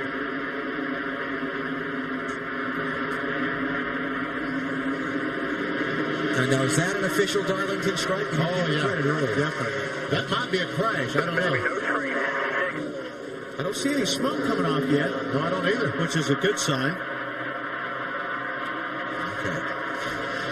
He's fallen back to 8th. Ben Elliott right behind him there in 9th, and Jeff Gordon in 10th. Bobby Hamilton slow off turn 2.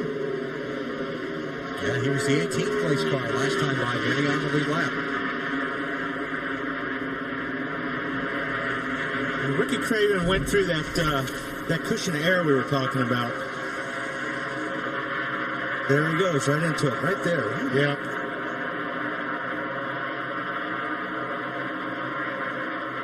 And watch Tony Stewart in big orange. Right on the left side of your screen. Oh, got loose. Up. He's in the wall as well. You know, there's still some oil up there. Well, it's oil dry or oil or something. It has to be. There's Hamilton up in the wall. In front of you, easy, buddy, easy. Clear that away now. So all those guys having that same problem up in 1 and 2. Obviously, it was oil that the crew missed. And 99, Jeff Burton is off the pace. What's going on here? Caution flags out too. I wonder if there's still some oil up there or debris, like you're saying, BP. And these guys said, "Hey, slickery up here." All right, the caution is for a report of oil in turn 2. Okay, there you have it. But what happened to Jeff Burton? Right at the wall with the right side. Oh, look at that. Look at the right front tire. Took off and went straight, right? Well done, Weber. We're still talking it over, Benny, but he did brush the wall. Well, to answer Frankie's question of how bad is it, that right front tire that's supposed to be facing north and south has got a little northeast and southwest in it. I mean, whenever you see 2 or 3 cars hit the wall within 200 yards in the same lap or two, there's obviously something wrong with the racetrack. Yeah, he didn't brush the wall, Bill. He hit it. That's 4 cars on 4 lead lap cars in 4 laps. Change 4 tires first, okay? No fuel, okay? PK, tell the guy what you're going to do. You go over with the stick on the other side. Just do 4 tires, and then we'll look at the toe on the other side. Put the fuel in it, and then let Andy know that after you guys put the fuel in, then you jump back over. PK, you go with somebody to the right side of the car and do the string. So they're going to string that car, BP, to see if they knocked the toe out when they got into the wall. Get those wheels pointed in the right direction. Typical of Jeff Burton's luck this season. Bristol last weekend makes that charge up through traffic, running 5th, gets caught up in the accident. Here he's running in the top 5, gets into some of that oil. See Tony Stewart also after his contact. He's in the pits. Bill, 20 car coming to you. And Tony Stewart is in. This will be 4 tires and fuel. Obviously, they haven't been under green for very long, but they wanted to make one more adjustment. Tony's car was tight, then loose. They've been trying to tighten up just a little bit each time. Again, another adjustment, try to tighten him up just a little bit. Pull the fender out on the right front because he got some damage when he hit the wall, and then he's on his way. So he got that damage hitting the wall, came in and got the 4 tires and goes back out. Everybody else that was involved in those separate incidents has come into pit except for Ricky Craven. Ricky did not come down pit road here this time. Take the damage over there. We got time. Work on the fender, guys. Let's go. Work on the fender, please. Get the fender flat out there, some, and then check the rear end eccentric, PK. Look at the rear end eccentric. Still pins. Bill? Pull the right rear quarter panel back out. Make sure that's back out, too. I will get get any airtime with Frank Stoddard calling this pit stop. But they did find work. They did it fast, and then they started to come back, and Frank said, no, go back there and check it again. Remember, he said during the Discover Card Countdown to Green, he came off the wagon last week to help work on the car because he wanted some TV time. That's Frank's way of saying, look, this is how it's supposed to be done. Okay, now they're getting all the report. That's PK, Pierre Coutel, explaining to Frankie exactly what's damaged on the car.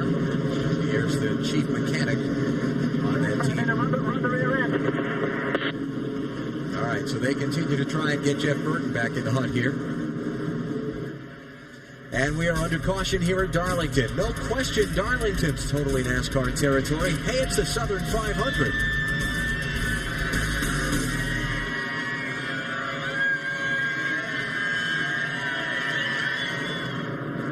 Back at Darlington Raceway in the 53rd Mountain Dew Southern 500. Getting ready to go racing once again with Sterling Marlin as your race leader.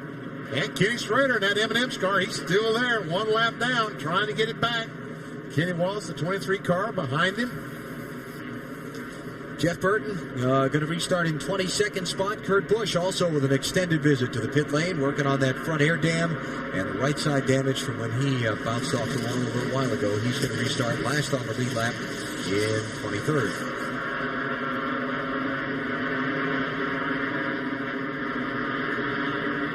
.157 laps to go here.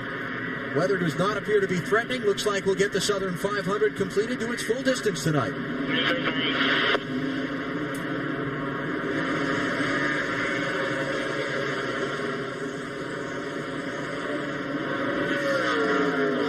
Poor old Jimmy Johnson, those first two cars, able to get by Schrader. Johnson, the 48 car, was not. Tight squeeze in traffic there off of 2. Hey, this is Darlington. It's never, ever easy here. All right, Jimmy Johnson gets by. I'm sorry, that was Jimmy Johnson had already got by. That was Rusty Wallace. Yep. Rusty, remember, had fallen back if you were with us in the opening laps. Now chipping his way back toward the front in that 2 car. Started 6th. He's running 4th.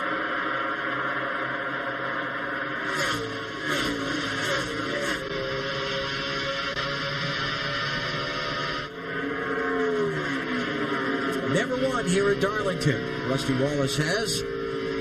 Sound like Yoda there. And here comes Jimmy Johnson. Looks like they've made some adjustments to that 48 car, and it's working. Yeah, almost got the spot away, but not quite. Well, other thing is, cloud covers come back over BP. That's the big adjustment they made, Alan. You hit it right, the nail right on the head. I said it, Chad Canals. What'd you do to that car? You just pointed at the clouds. And Chad telling me this morning that if the sun came out, they were in trouble as long as it stayed overcast. He thought they had a great car. The sun came out for a little while, and they were sliding back. Howdy again. Here they come. And Rusty Wallace, we know now that Billy Wilburn and that crew, Jeff Fowles, they've made some terrific changes to this 2 car. Because he really struggled that first 50 laps or so. And Benny, they've been doing it really in bits and pieces because Rusty's been tight in the center, loose in and loose off. So they've been trying to fix 2 conditions. And as you know, that's very hard to do in a race car. So they've done it really in just little baby steps, trying to dial that car in, make it better and better for Rusty. The key now is it's definitely better the longer they go. And that's when some of the field starts coming back to them. 2nd, 3rd, and 4th running pretty close together there. 5th place on back, still bottled up in the lap traffic behind him.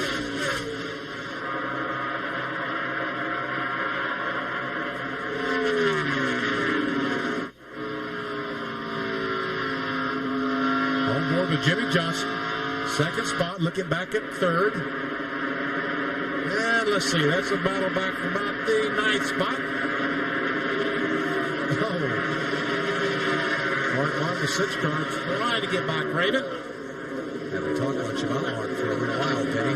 He's another one that ran so well early on, led the race, and then has been struggling since. And we see Jeff Green. And he got into the 1 and 2 as well. He was in 12th place at the start-finish line last lap.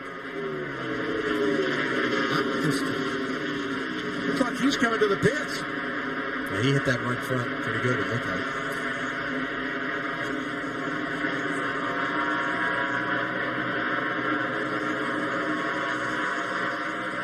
Well, that might not be facing the right way that time. Look at the concrete dust. They may have a toe-out problem there.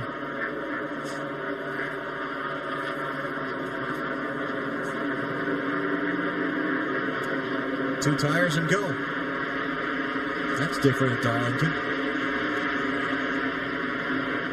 I guess it felt like they'd given up all the time they could afford, so after a two-tire stop, back down pit road goes Jeff Green. But he loses at least a couple of laps. Championship standings with Sterling Marlin leading. Mark Martin running back in 11th place.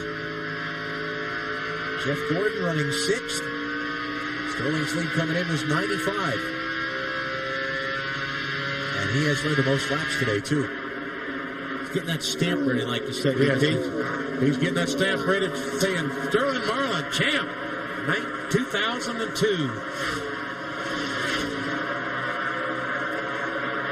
About to complete 300 miles of the Mountain Dew Southern 500 at Darlington. You're watching NASCAR on TNT. Live on TNT from Darlington Raceway in South Carolina, the 53rd running of the Mountain Dew Southern 500.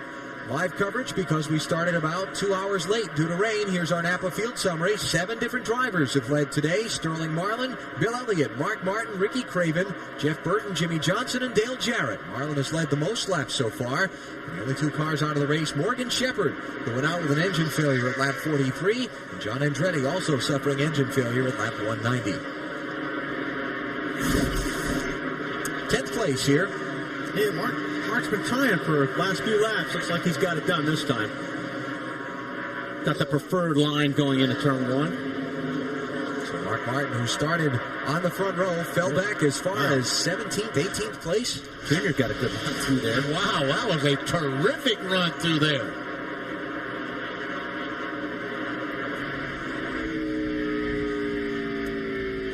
Where's he at with the leader? 0.3 back. Not a straightaway. Not a straightaway.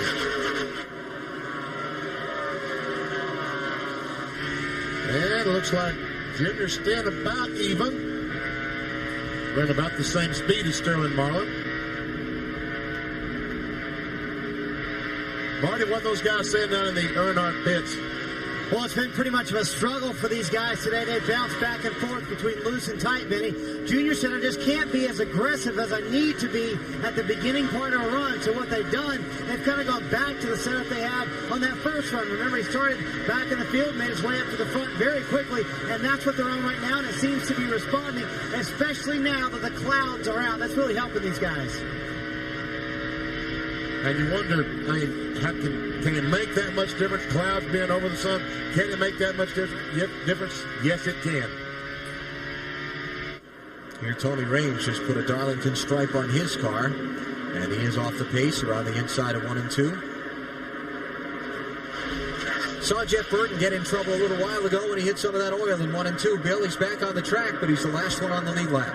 Yeah, it's a really touchy situation, too. They had a bunch of concrete inside their wheels, and normally you're concerned of what that's done to, you know, how the tires are aligned. So Jeff's really just taking it easy out there. That's what Frank Stoddard said, do the best you can do, and if we get a chance, we'll work on it. But it's not going to end up like they were hoping.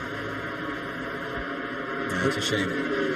We can see it's 1 mile per hour slower than the leader. Normally when you hit, and when you take the wheels off and concrete comes out of them, there's probably a good chance something's bent under there.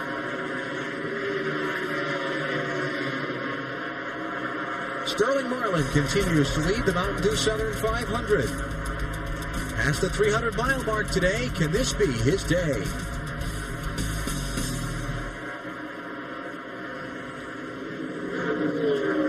As we come back to Darlington, there's trouble in turn 4. It's Matt Kenseth. And the caution flag is out. Well, I don't think he is going to get lapped. Sterling Marlin leader comes by before Kenseth can get his car going, but that's the least of his problems, getting lapped. Pretty heavy damage to the DeWalt Ford. So take another one off the lead lap. Left front's flat. I don't know if that happened before or after the crash. Left rear's flat. Rear corner's okay, the right front don't look bad at all. Sixth caution flag of the race today. It's going to bring everybody to pit road with 1:32 to go. Oh, right front looks bad to me. Right front tire's flat. I guess all 4 tires are flat. Yeah, looks like all of them are flat. All right, let's see if we can see what might have happened to Matt Kenseth, young man from Wisconsin.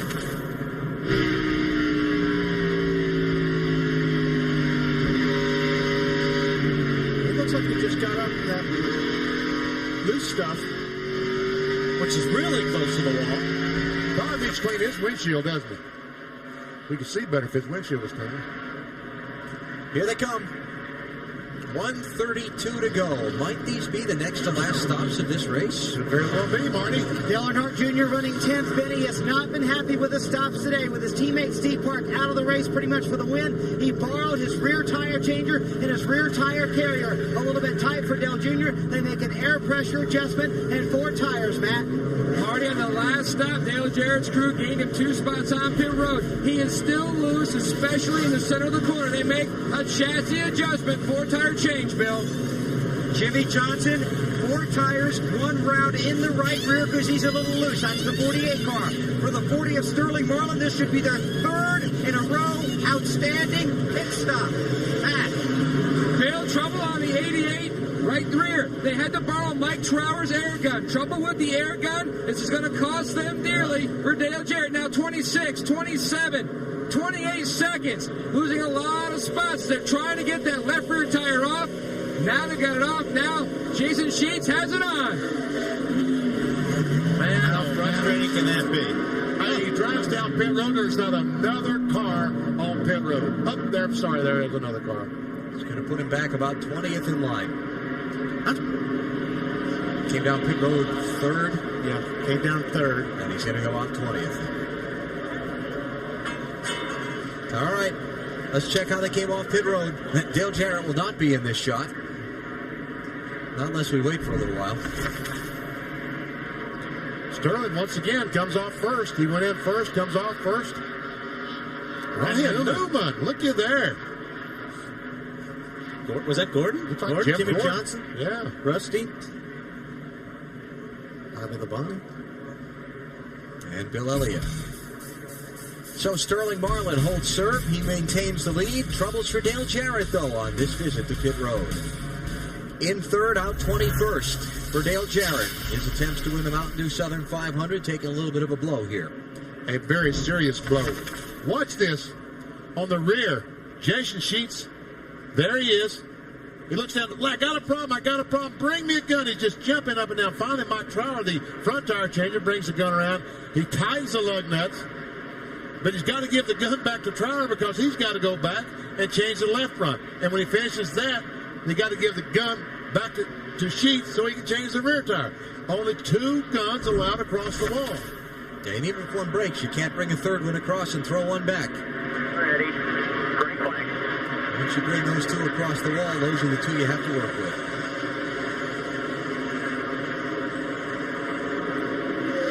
Ryan Newman now up to 2nd spot, highest he's been all race long. Take a look underneath Newman, though.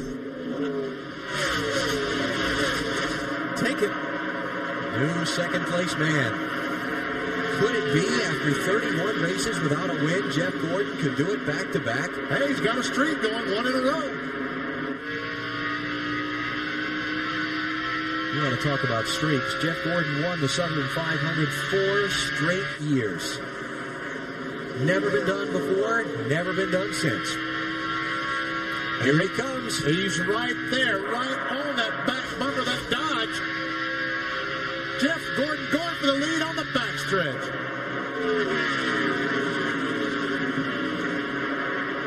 Gordon's out in front, first time all race.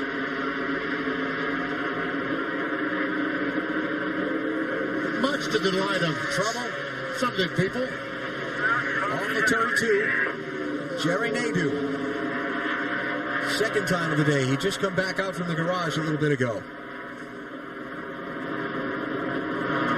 Here comes Nemechek to try to get his lap back. Yeah, that's Gordon's teammate. Ken Schrader also trying to make the Bonsai run up through traffic. And I believe Jeff will give him that back. If they haven't already taken the caution. 25 did take the caution the first time, they're saying, so he's got to get back in behind Gordon.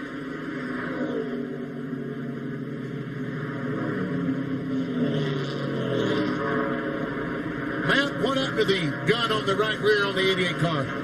Well, Benny, I spoke to Jason Sheets, the rear tire changer. He told me when he jumped over the wall, apparently on the wall is an electrical box. It hooked the hose. So when he got around to the car, it yanked the gun out of his hands and it broke the gun. That's why he had to borrow Mike Trower's gun. But he had the lugs off the right rear first, didn't he? Yes, but the button on the gun to push to reverse it back, it broke, so he couldn't reverse the gun back to tighten the lugs. Oh, man. Frustration. Well, at least it happened under the yellow for him. There we see Phil Horton, their pit crew coordinator, talking things over with Jason. Don't think we'll see any of the leaders come in and pit here, since we've only just run a couple of laps under the green. And so far, no takers. 126 laps to go here at Darlington. Can Dale Jarrett rally from 21st place and still get to victory lane in the laps remaining? Under caution here at Darlington, the field trailing the pace car, and the man leading the field is Jeff Gordon, who's had tremendous success at this track, as Alan talked about a little while ago. He might be one of the happiest guys at Darlington right now leading this race, but he's not the happiest. The happiest man at this racetrack right now has to be Todd Gant. That's Jeff Gordon's front tire changer. That's the guy that had the lug nut hang up on Gordon's 19.8-second pit stop. No problems last time.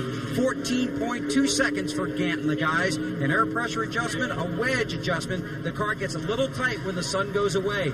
But Tony Gibson from this crew told me a little while ago it's all driver now. There's Tony talking it over with some of his other guys. He said it's all driver right now, and we got the right guy.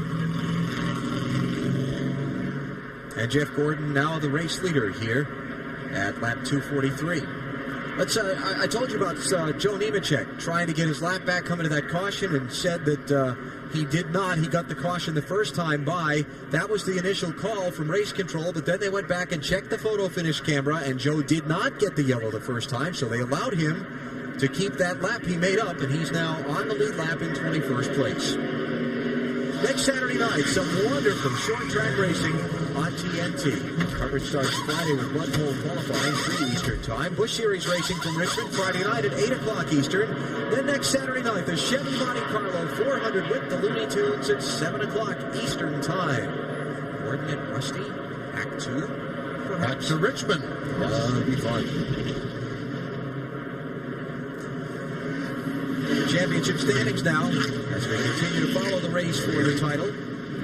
Marlin second, Gordon first in the race. Martin is 8th. Johnson is 4th. Stewart is 10th. Everybody having a good day so far. Only guys on the lead lap who pitted are the last 3. Bobby Hamilton, Kyle Petty, and Joe Nemechek have fresh tires on. Jeff Burton also pitted. The hood went up on his car, and the crew continued to try and fix the damage from that earlier bounce off the turn 2 wall.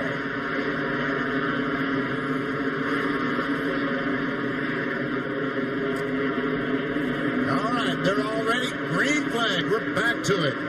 Schrader once again on the inside. Been trying all day, hasn't he? Been trying Get that lap back.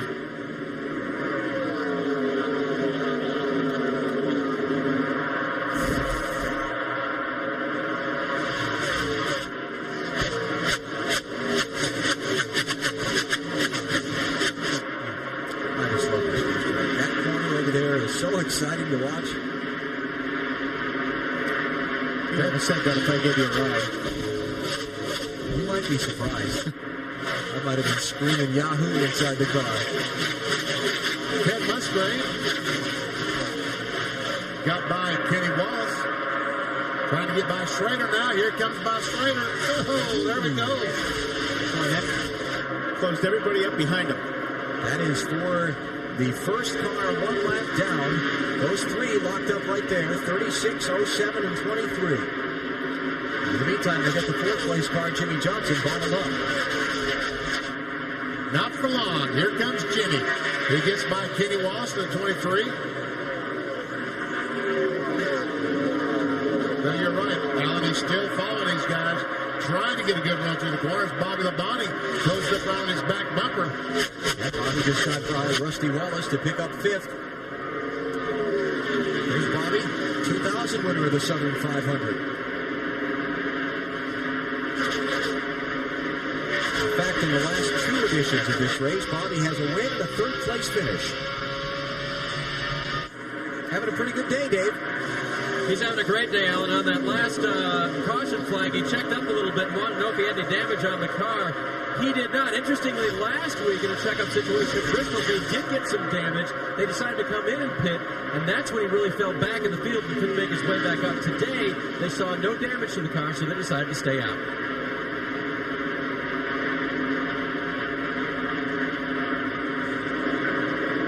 Bobby Labonte started the race today in 18th place. Got his first top 10 finish last Saturday night in Bristol since his win at Martinsville in mid-April. It's been a struggle. Sound like Labonte and his crew have a little momentum going for him. 2nd place here. And Sterling Marlin about to lose that to Ryan Newman. Well, maybe. Tell you what they have lost.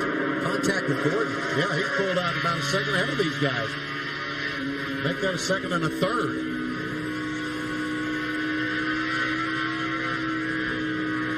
Oh, yeah. Apron. What a pass. Unbelievable. Ryan Newman on the apron of the racetrack. I'm impressed. Last caution came out when Matt Kenseth spun off turn 4 and crashed to the inside wall. His car's in the garage, and Dave Burns is there. And part of the worst damage they're fixing right now, Al, is they've got a right front hub assembly that is completely destroyed. Matt, what happened that sent you into the wall? I just feel bad for these wall guys. They worked really hard. We tested here for 2 days, and I've just basically my fault. Couldn't figure out what to put in this car to make it fast, and just trying to go too fast and lost control of it, so just my fault. All right, driver taking responsibility on that one, guys. That's pretty big. Sounds like Marty in his go-kart. Trying to go too fast and lost control. Too fast for conditions. 6th place. Bill Elliott led early in this race, and Rusty Wallace.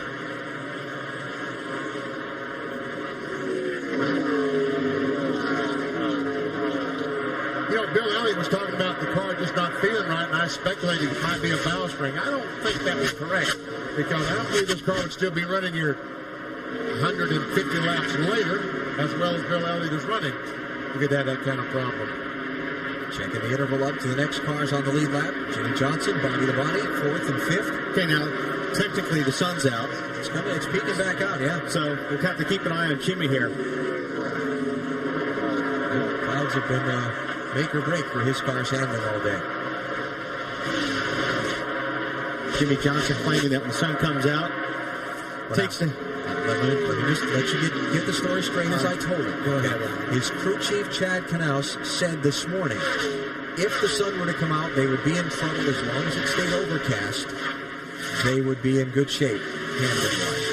Well, that's what I was going to say. You didn't give me 3 words out. You said Jimmy Johnson said. That's wrong. Chad Knaus said.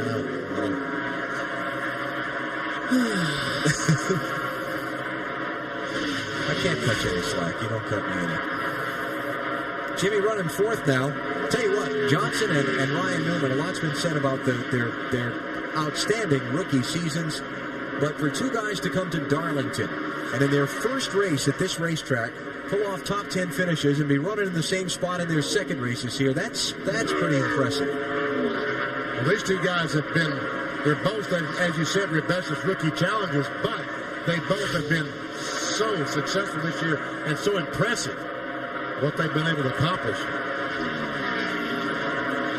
Jeff Gordon trying to win his 5th Southern 500. He's led 15 of the last 16 Darlington races, and he's out front with 112 to go. Jeff Gordon is the leader of the 53rd Mountain Dew Southern 500 at Darlington. He has won this race on 4 different occasions. Right now, he's out in front of Ryan Newman by 1.7 seconds. Sterling Marlin has faded 4 seconds back to 3rd. Jimmy Johnson is 4th. Bobby Labonte is 5th. The rest of the top 10 are Bill Elliott, Rusty Wallace, Tony Stewart, Mark Martin, and Robbie Gordon. Man. Now, the left side doesn't look too bad, BP, but the right side is pretty dirty. And this car's going down the back stretch. See, down the front stretch, it's not really a problem because the sun is at Rusty Wallace's back. Goes down in turn 1 at about 171 miles per hour. Up through 3 and 4, up against that wall. Well, let's don't hit that thing. And here's where the problem starts. As he goes down the backstretch, approaching turn 3, he's driving into the sun. And what do you see, folks? Nothing. Losing a spot there to Tony Stewart. That was 7th place. But you'll notice there's a big difference in the quality of the view on the left side of the windshield, right where the driver is, right, and the right side of the windshield. They just tear, it's like a new skin. They just tear that outer skin off, and you can see where they have it on the right side, but they have on the left side. And this racetrack, the surface is so much sand and things just in this area. Anyway, windshields are a problem. I can't imagine what they did before those tear-offs. And a lot of the rubber. Yeah. Because the seashells in the racetrack tear these tires apart. You get a lot of rubber off the racetrack and hit the windshield. And it's just like all these little black dots on the windshield. So when you come in for a pit stop, one of the first things you ask for is, hey, get a guy to tear off the windshield for me. Team Caliber 360 Racers got some tear-offs on it today, huh, BP? Yes, we sure do. And here's what they do. They come in, and the guy goes across the wall. NASCAR allows the guy to come to the driver's aid. He just rips it off. Hey, wow, brand new windshield. It's terrific. I wish they'd had these when I was driving. Why did you have those when you were driving? Yeah, we did. We did have those. Got multiple layers on there. You see one. Let's try one more. There you go. Watch that. Rip it right off, huh? Perfect.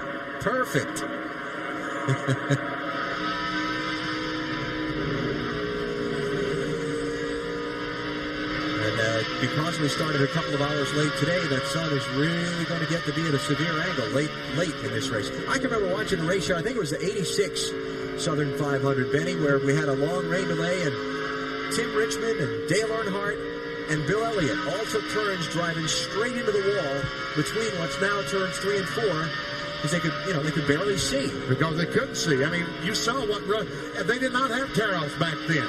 And you saw what Rusty Wallace was seeing out the right side of the windshield. Nothing. They cleaned the windshield with water and soap and what have you. But here, there's a lot of sand at this racetrack. There's a lot of grit coming off the racetrack. It hits the windshield and just literally sandblasted to the point that you can't clean it. Jeff Gordon still running the fastest laps of anyone right now, expanding his lead over Ryan Newman with 100 laps to go in the Southern 500. Just past 350 miles in the Mountain Dew Southern 500, Jeff Gordon leads Ryan Newman by 1.5 seconds. Sterling Marlin, the championship leader, runs third. But Ryan Newman is getting a little bit closer to Jeff Gordon. He's starting to run just a little bit faster. He's gained about 0.5 seconds in the last 3 or 4 laps. There he is. Not that far behind. You see at the top of the screen, we're at lap 271. Now 272. Jeff Gordon took the lead for the first time all race at lap 240. You see that last lap, Ryan Newman just a tick faster than Jeff Gordon. Let's go back and check on some guys in the backside of the top 10 or just outside of it. Here's Elliott Sadler running in 12th in the Wood Brothers car. He started 25th. Dave? Alan, he was a little tight at the beginning of this run. Then he was all quiet because this run actually started, it was on a restart again, and the car was a little bit better this time. In fact, he commented in his best Virginia twang, got me a good restart that time. That's Elliott Sadler. As for the 41 of Jimmy Spencer, they've been working on grip all day long, but even after Jimmy reported that they had the best grip all day, crew chief Doug Randolph decided to take 2 spring rubbers out of the rear, 1 out of each side. And Jimmy reported back in, that's the best grip I've had all day. He's a little bit tight now. They want to make a track bar adjustment when he comes in. Jimmy running right now in 13th place. Just behind him is Kurt Busch. He's had an eventful weekend. And it looks like Kurt Busch is trying to take that spot away from Spencer, and does. And Jarrett trying to squeeze in there. Flapping around there. Rear bumper. Well, somebody got the back of it, or when he slid up into the wall, it did that damage. How about Dale Jarrett? Had those pit troubles at lap 235. Came out 21st. There's the bumper. I think that happened when he made contact with the wall. When he striped it? Yeah, when he striped it. Tell you what, for starting last today, that's a pretty solid day so far, even after the contact with the wall. How about Kurt Busch, Matt? Well, they did try repairing that right rear corner of that bumper where you see two big sheets of tape, and they also fixed that front valance, but apparently the tape is not holding. You can see it flapping in the breeze. Yeah, they needed 170-mile-an-hour tape. They only had 130-mile-an-hour tape, and it came loose. And Dale Jarrett running in 14th place now. I mentioned he fell back to 21st on his pit stop. He was third and had that air gun trouble, and he's trying to dig out of a hole. Got 92 laps left to try and get it done. And there's the brothers Burton. Jeff in the 99 car, Ward in the 22. Bill, what are they saying about the 99 now? Well, they checked the toe under that last caution, Benny, and it was not in half an inch. So they fixed it, Ward getting by him. He's out there doing the best he can. Obviously, when you hit the wall, the car's never going to be perfect, but they did fix it to as best of their ability under caution at a racetrack and send it back out. He's just a little bit too loose. They'd like to tighten him up. Marty? Well, about 60 laps ago, I wouldn't have given you a nickel if you said Ward Burton would finish this race in the top 10. They were junk early in the race. In fact, his quote was, "The car's all over the place, Tommy." Talking to Tommy Baldwin. It's out of control. I didn't think he would be the defending champion of the Southern 500 after today, but who knows? The car's really come to life after that last adjustment. So Ward around his brother to pick up that 15th spot. And next in his sights will be the big brown truck just ahead there. Next car up. Say somebody else having a good day who also put a Darlington stripe on his car earlier is Robbie Gordon. Yeah, Robbie's up to 9th place. So he's running really good. He's running fast times too right now.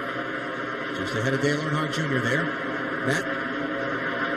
Well, and the team that Robbie Gordon had prepared his car for today finished third here back in the spring with Kevin Harvick. I asked crew chief Kevin Hamlin, what's your driver saying about his car? He says, well, the car is tight in and loose off, and he just hit the wall again. I said, what's that, like the 6th time he's tried, the 7th or 8th? He said, we're not going to win any beauty contests with this car today, but we might come home a nice top 10 finish at a place where the driver just does not like.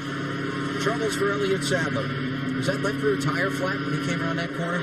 I couldn't tell, but unfortunately, if he makes his pit stop now, he's got to make another stop before the day is done. Dave? They're here, Benny, but the left rear looks okay. It does have the Goodyear knocked off of it, so he's obviously been in contact with something. Right rear comes off.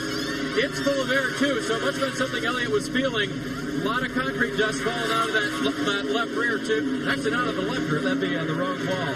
But he's back out. Did you see the tire chain? You kicked the car when he rolled by? They've had so much trouble here lately. They failed to finish 3 of the last 4 weeks. And there's a lot of frustration there, I'm sure. Jeff Gordon leads. 87 laps to go. Can he pick up his 5th win in the Southern 500 and take a victory for a 2nd straight week this season?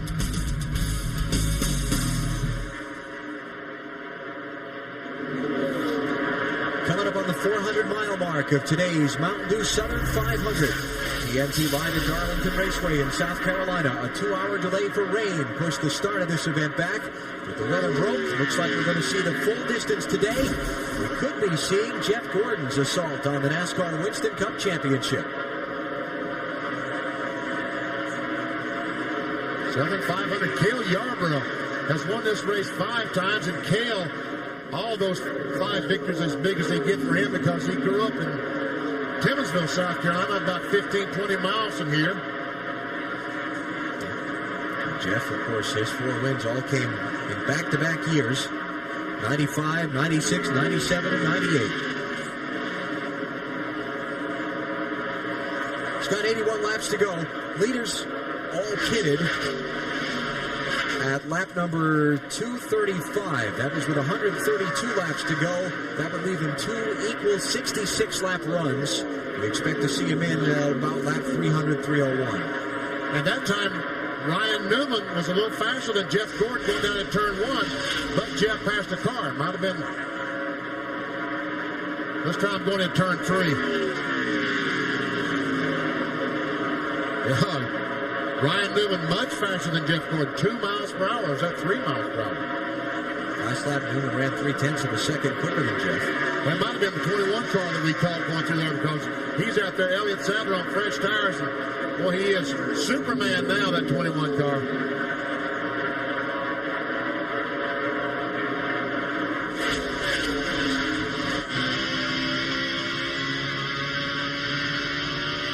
I told you when they're down in the TV compound that those numbers were correct. Ryan Newman that much faster going in turn 3. Well, he'll catch him pretty quick if he's going that much faster.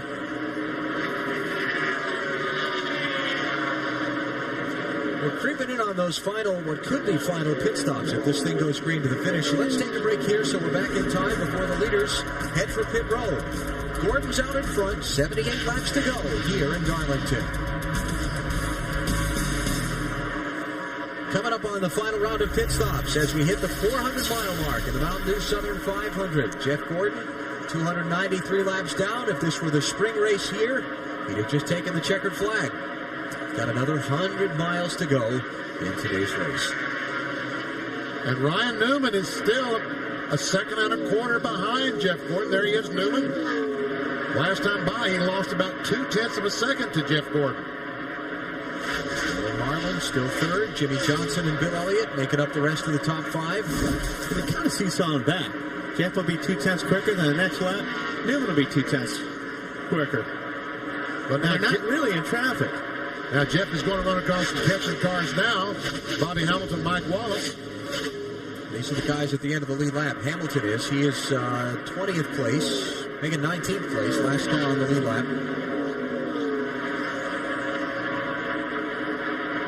Mike Wallace went down a little bit earlier. He's in 28th place. You see Gordon's car wiggle there when he tried to cut under Hamilton?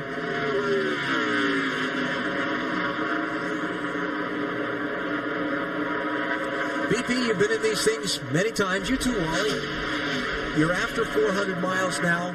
You've been fighting this old racetrack all day. The tires are worn out. You've been out here for 60 laps on these tires. What's it like? I was wanting tires about 20 laps ago. Yeah, Jeff Gordon's situation. He looks in the mirror and he sees that 12 car getting closer and closer. And he wants something to give him an advantage. All you're doing is, you're letting the car go where it needs to go. Like right here, you watch Jeff. The car will just slide up the racetrack, and you just got to wait till it stops sliding. Then you pick up the gas ever so gently, push that gas pedal down real easy, especially here at Darlington because there's no grip. So everything is almost like it's slow motion driving a race car here at Darlington.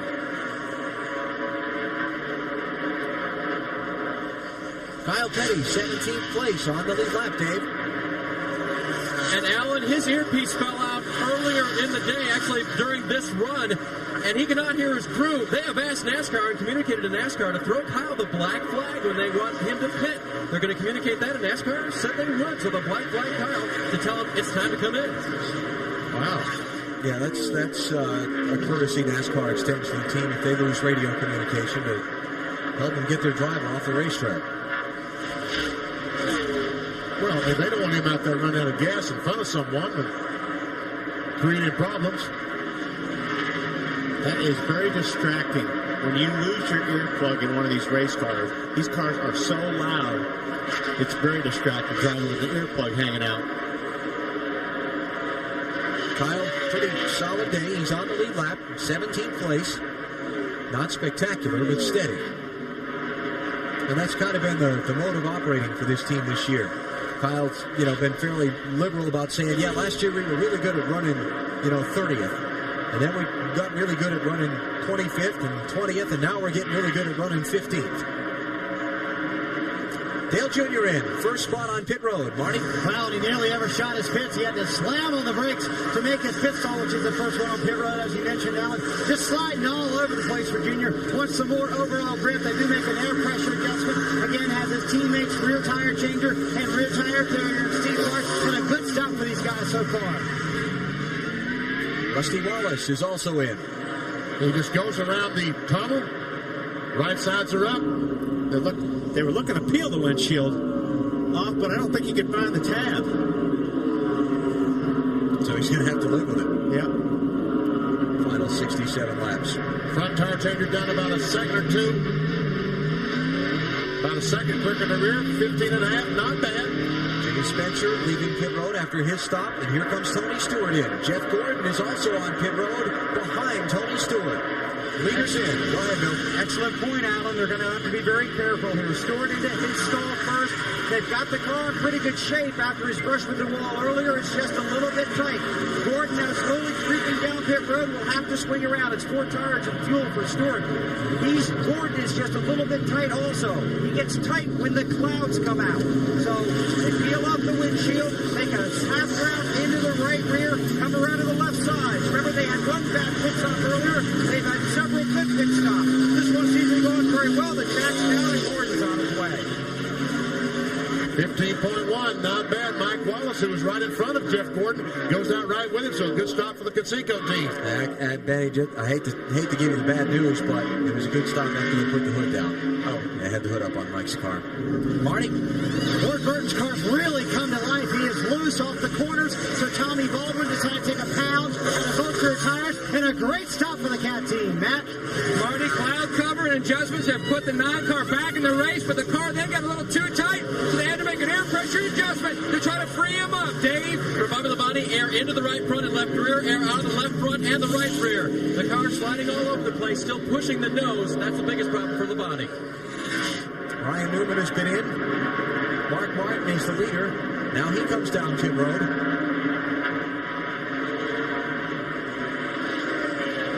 What should be the final stop for him, unless we get a caution flag, Matt. And Mark Martin gives up the lead for what should be his final stop.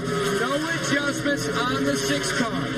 They have been working on this race car all day. At one point, they went back in the middle of the race to where they started with as far as their air pressure and chassis adjustments. They have finally got the car where it needs to be, and he is good to go. I love those jackmen, don't you? Those big, burly guys. Uh-oh. Is that Jimmy Johnson's? Yep. Back on pit road. Caution is out. I don't think anybody got caught by it. His left rear. Jimmy Johnson's left rear. Yeah. Is he going to go around? Yeah. Well, it's too late now because he's already been lapped. Jeff Gordon has already gone past.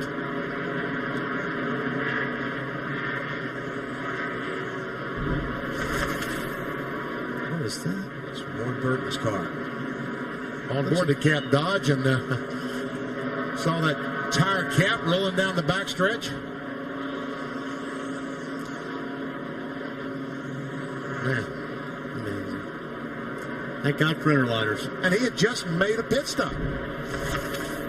I mean, it must have cut the tire down leaving pit road. He had just made a pit stop, not more than a lap before that. And they just checked the photo finish camera and confirmed that Jimmy Johnson did lose a lap to the leader, so he's going to have to stop here on the front stretch, let them overtake him, and then come in and make his stop. Looks like the cycle of pit stops had been completed before the caution, so we're right back where we started from. Jeff Gordon leading in a short sprint to the finish. Had this problem. Make sure it just gets sideways and that left rear just separates. I tell you what, it's amazing that he's able to save the car. Yeah. Well, like I said, those interliners are great. The tire within a tire that allowed him to run around and not crash or damage his car. And of course, that's one of the players for the championship. So that's a tough point hit for him. Johnson in 5th place coming into today's race, and now he's going to be back in 21st or 22nd here. It'll be 22nd with only 60 laps to go. See, I think he was past the start-finish line in pit lane when the yellow came out. Yes, he was on pit road when the caution flag came out. Looking down on Darlington from our U.S. Army Skycam, courtesy of the United States Army and Army of One. Bill? The valve stem is gone on the left rear tire of the 48 car. Okay. So either made contact with someone or it's separated, but Other than that, they don't know. But the valve stem is gone. When that happens, the air goes, and fortunately, the inner liner stayed up. So they caught 2 breaks. The inner liner stayed up, and they didn't go a lap down. But that's making the best of what's a very disappointing situation. All right, here we go. Jimmy Johnson going to restart 20th with 59 laps to go.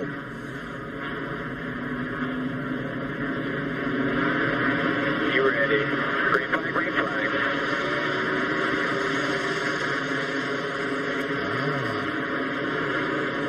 Jeff cleared the left down car, got a little bit of a break there because Ryan Newman didn't. Oh, and Jeff Green, the 30 car, trying to get a lap back, squeezed Newman up against an outside retaining wall. And that cost Newman a lot of time right there. Jeff Green is the first one lap down in 23rd place. He's trying to get up there and see if he can get a lap back from the leader. Of course, it's Ryan Newman's a little mad right now. Yeah, I mean, that's... that was a present for Jeff. But, Jeff's doing what he needs to do, too. He's trying to get that lap back. If anything happened right now, he's still close enough to Jeff where he could go for getting that lap back. Bill Elliott right there in third in that 9 car, just ahead of Sterling Marlin.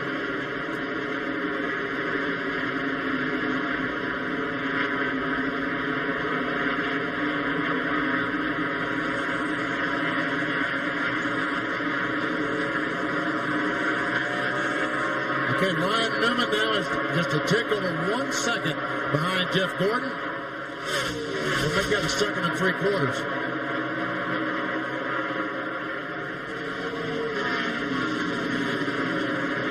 Rick Elias just come down pit road, very slow on the racetrack with some right front problems on his car.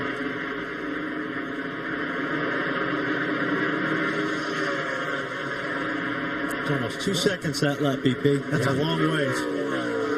So Ryan Newman that time lost about a 1/3 of a second to Jeff Gordon. So what about Jeff Green's role on that restart, Wally?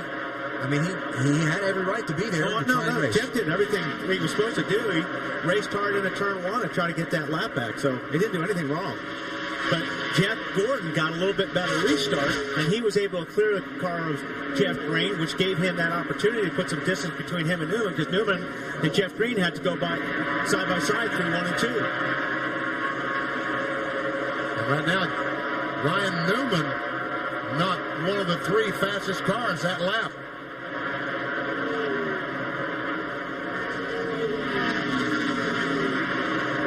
The 25 car might have a tire going down.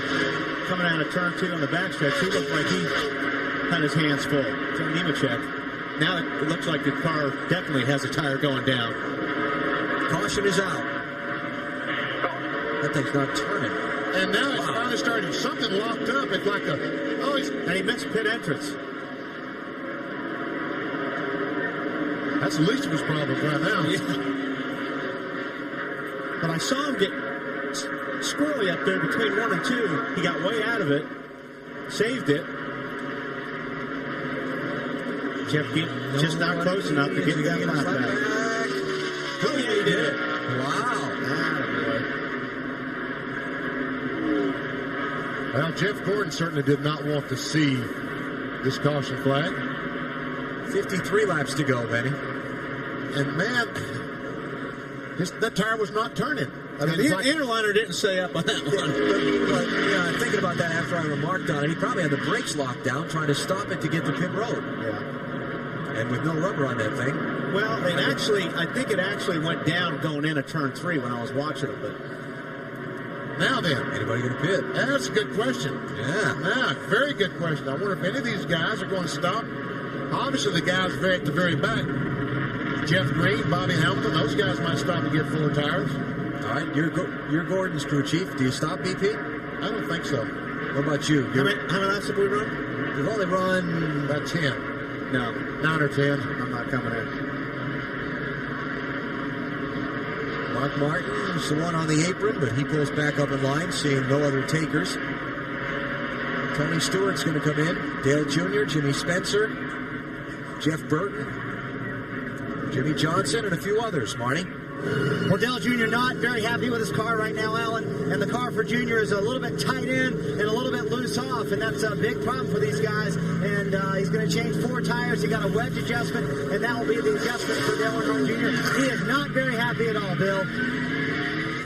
And Tony Stewart's going to make his way down pit road. Again, they've been finding a tight condition on this race car, so nothing to lose here. Going to bring him in, try and free him up just a little bit. Make a track bar adjustment.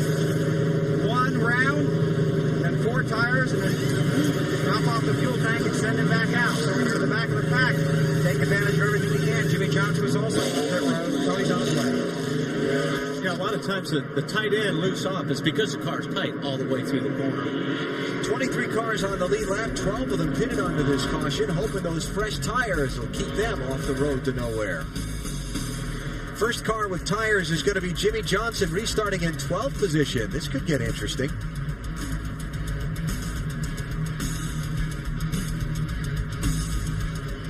Down to the final dramatic stages of the Mountain Dew Southern 500 at Darlington, South Carolina. Jeff Gordon, the race leader, but they're cleaning up the racetrack with a caution. And so this yellow will be extended for just a little bit. 1 to go here at Darlington, under caution with crew chief Robbie Loomis. Jeff Gordon's been very fast the second half of this race. How good is that car? The car's been pretty good, when it's out front. We were tied all day back there in traffic.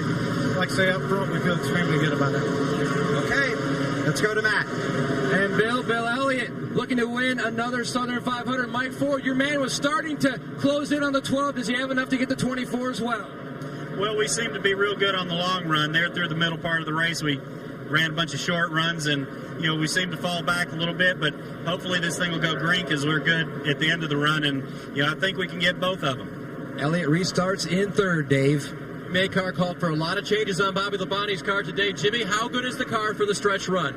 Well, we've been working on it all day long. We've been on and off, and we've been really fighting forward bites. So we made a pretty big tire pressure adjustment that last time. It made it better, but we got to run 20-25 laps before we see how bad it's going to be. So hopefully we've hit it here.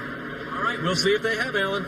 23 cars on the lead lap, 45 laps to go. The first one who took fresh tires on this caution, Jimmy Johnson in 12th and Tony Stewart in 13th. Okay, Newman, you're going to have to get a better restart. Need to clear that car, Kenny Wallace.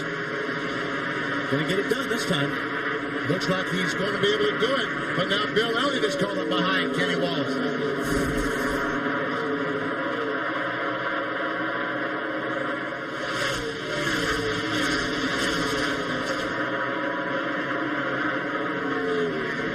Through the corner, okay.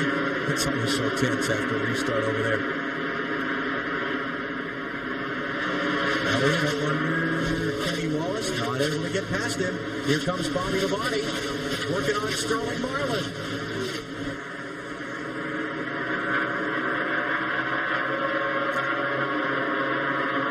All right, Bill Elliott now clears the lap car, and Bobby Labonte has been able to get by Sterling Marlin. 4th place. So the 2000 Southern 500 winner creeping very quietly close to the front.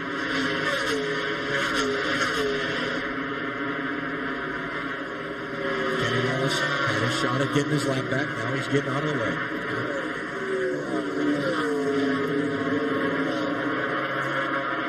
And Jeff Gordon right now is just a little bit faster than Ryan Newman.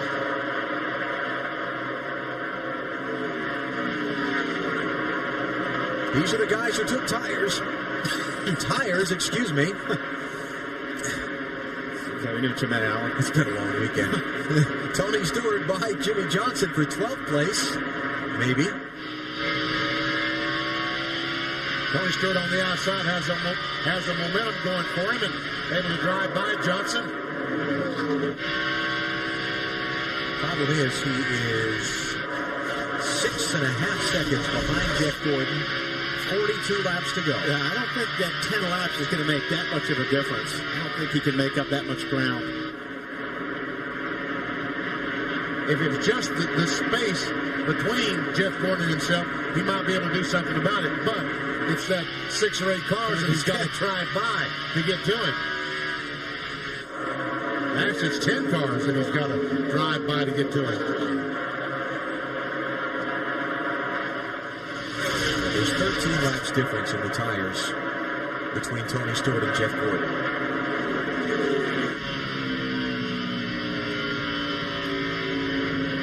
There's Elliott Sadler, 11th place car.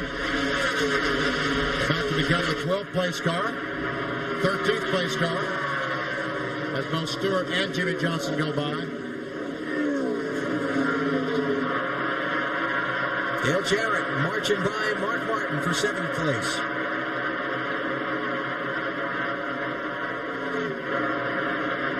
Tony Stewart gets another spot, going by Rusty Wallace, puts him in the top 10.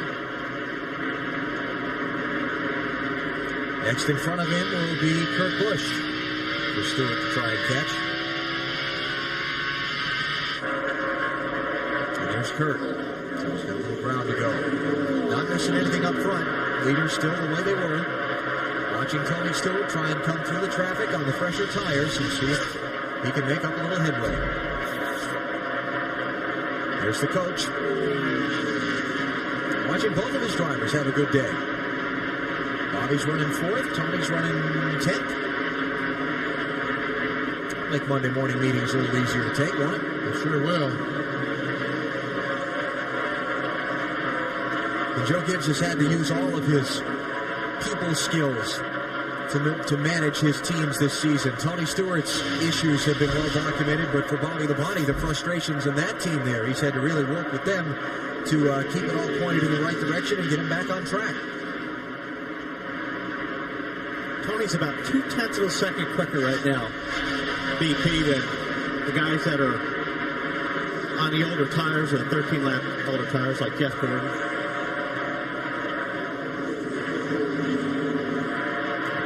Checking on Jeff. He's opened his advantage on Ryan Newman to better than a second. Bill Elliott running 2 seconds behind. Bobby Labonte 2.8. And Ward Burton has moved into the 6th spot. All right, let's check the miles per hour at the line. Bill Elliott that time. Get down to 10th, we may see a new number. They're quick. They're quick. Dale Jarrett, 7th spot. 2nd place spot. Jeff Gordon, the fastest car at the start-finish line that lap. Here he comes. You can hear Ward Burton just roll out that gas. Give it to him. There's the waves. Thank you. Dale Jarrett had problems on pit road at lap 235. He fell back to 21st at that point. Now he's up to 6th. It'll be one of those days where they come away wondering what might have been, and at the same time feeling pretty good about the recovery they did make. Especially if they're able to get it into the top 5.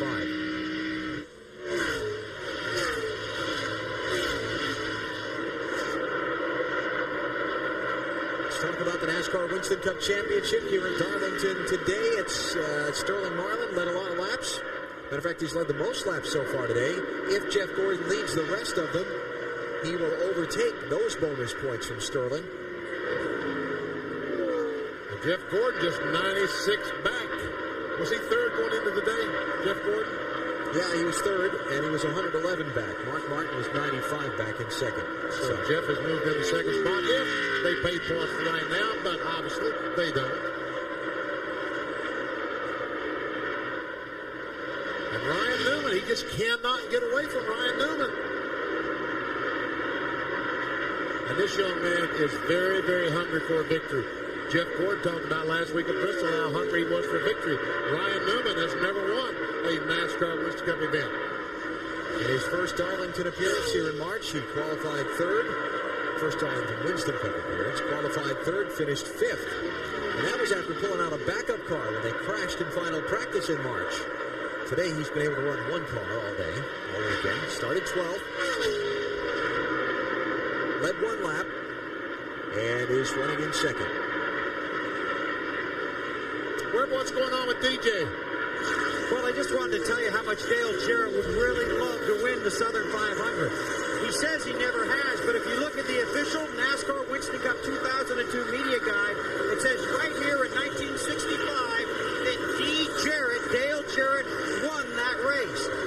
That's pretty amazing because in 1965 Dale Jarrett was 8 years old. The truth is Dale Jarrett did go to victory lane that day because his father, Ned, the two-time Winston Cup champion, won that race.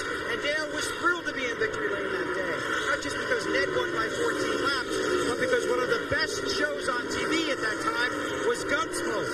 And the actors that played Festus and Doc were in victory lane. And Jarrett got his picture taken with him. Probably got his picture taken with Ned, too. Dale Jarrett never won the Southern 500, but he'd like to today.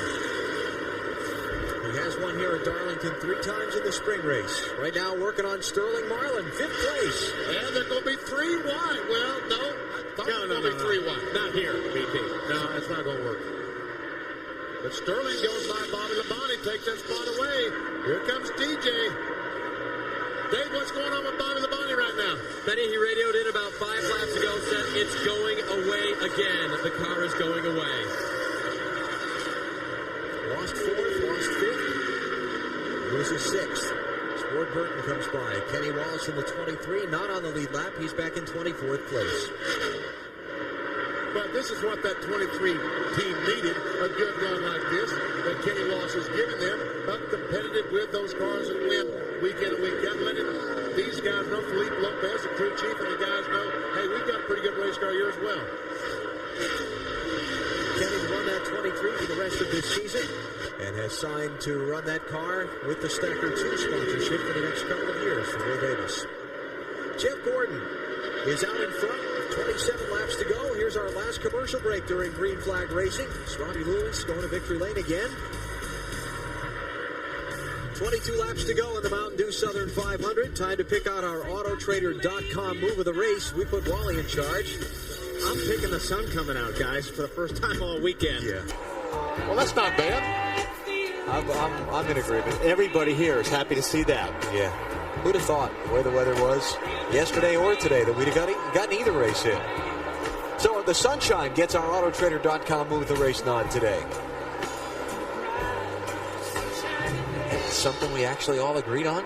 Good move there, Wally. I'm telling you. All right, Jeff Gordon, slowly, ever so slowly, pulling away from Ryan Newman. 2 1/4 seconds. 20 laps to go in the Southern 500. Car doesn't feel very good right now. Now, this is about the same spot. Tony Stewart was leading the 400 here in March, and this is about the time when coming off turn 2, a car spun in front of him, caused a big wreck. 5 or 6 cars involved. Nobody's car feels good right now. I mean, they're all sliding. It's just Jeff's car happens to be sliding a little bit less than everybody else's, so he's probably feeling pretty good. As long as I'm sure his team is telling him over the headset, you know, you're leaving the 12 car, you're the fastest car on the racetrack, and that's something that I want to hear 20 laps to go. BP, you talked about Tony Stewart back in the March race here. About 20 laps to go. He's coming off turn 2, leading, driving away, and Buckshot Jones, the 44 car, lost control, spun in front of Tony, and he had nowhere to go, right in the side of him. And then Jimmy Spencer comes along, and Powell drives in front of the Home Depot car. Tony spent the night in the hospital for that one. Hurt his back pretty good. Couldn't have to get out of the car in Bristol the next race. Tony's still fastest. 32.1. The leader, Jeff Gordon, ran a 32.4 that last lap. With 13 laps difference on the tires is not going to be enough to overcome the deficit. Something's gone through the left front fender on Tony Stewart's car. Some piece of debris knocked a hole in it. Maybe a bumper.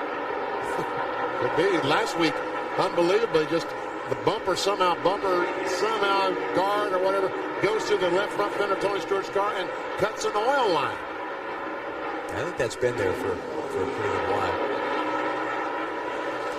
Tony running in 7th spot, 9 seconds behind the leader. We caught a glimpse of Sterling Marlin and Dale Jarrett racing for 4th and 5th. Headlight cover punched out.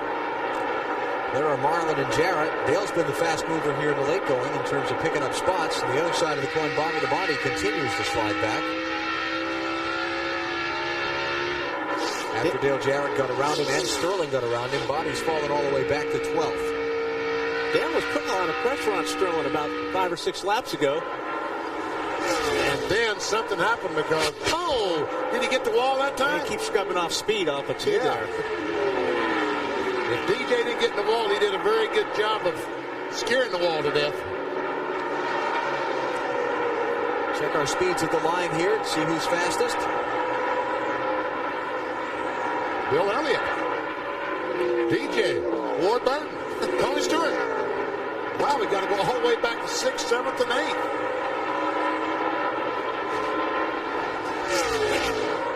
I told you Tony was quicker, but y'all didn't want to believe me. Experience, you know. How about Sterling's car? He was so strong in the early part of the race. Now he's just kind of locked in there, 5th, 6th, 4th. My guess is it warmed up. When the sun came out, it warmed up just a little bit and hurt his setup. Be just a guess. I'm telling you, I had a car in Atlanta one day that was perfect as long as the sun was out. But when the sun went behind the cloud for 15 minutes, my car was too tight. I became uncompetitive. If the sun come back out, I would be again the fastest car on the racetrack. How did the day end up? Sunny the sun was out. And I won the race. There you go. If the clouds had been out, I wouldn't have won. 86? 84. 84. Okay. You won here before, BP, 1978. I don't remember what kind of day it was, though. Yeah. It was a good day. It was a good day, yeah. Any day you take the trophy home is a good day. 1978 Rebel 500. These two guys are kind of fighting a draw right now. If we can hold it together for the final 12 laps, it's going to be a good point day for Sterling Marlin. Another race down toward that championship without losing any significant ground to his rivals. Tony Stewart is a guy right now who just love to see a caution flag. Yeah, you got that right. Just love to see a caution flag. Would that make it interesting? Who hits, who doesn't?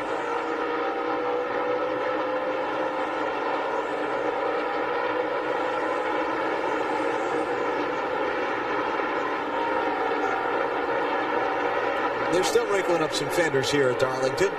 This was just a couple of moments ago. Tony Raines and Todd Bodine. Wow. Player, yeah. Because he flew over your roof. They knocked it out of the way. Todd had that early flat tire and then the spin. He's 7 laps down in 33rd place. Hey, look at this. Might set a record. That is pretty strong. 23 cars around this tough old racetrack, still on the lead lap. Well, there's time for Jeff Gordon to catch a few of them and put them a lap down. Who's next? Bobby Hamilton? Yeah, he's a pretty good ways in front of Gordon. He's about half a straightaway. Yeah, it might be okay there. It's been a very competitive race. Through all the delays and all the waiting and all the uncertainty of the weekend, the cautions kind of have been evenly spaced out. And it's kept people in contention. We've only had a couple of really long green flag runs here. And Martin just lost 2 more spots as Jimmy Johnson and Jeff Burton go by.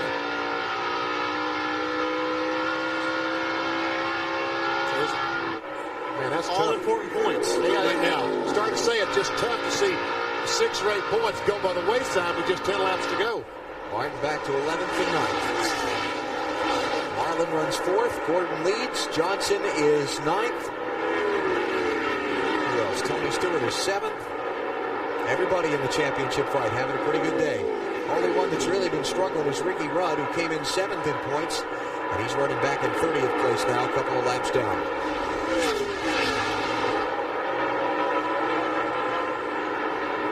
Tony Ramsky, the way to the leader.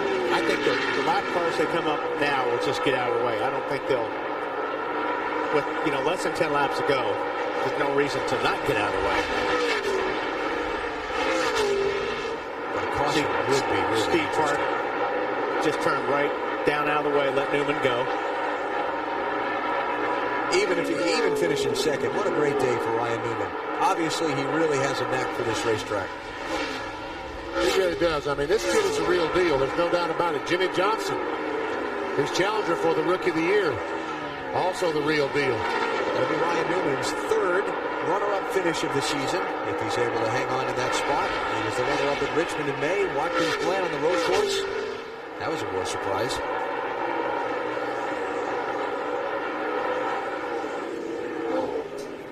And there'll be 5 to go next time for Jeff Gordon.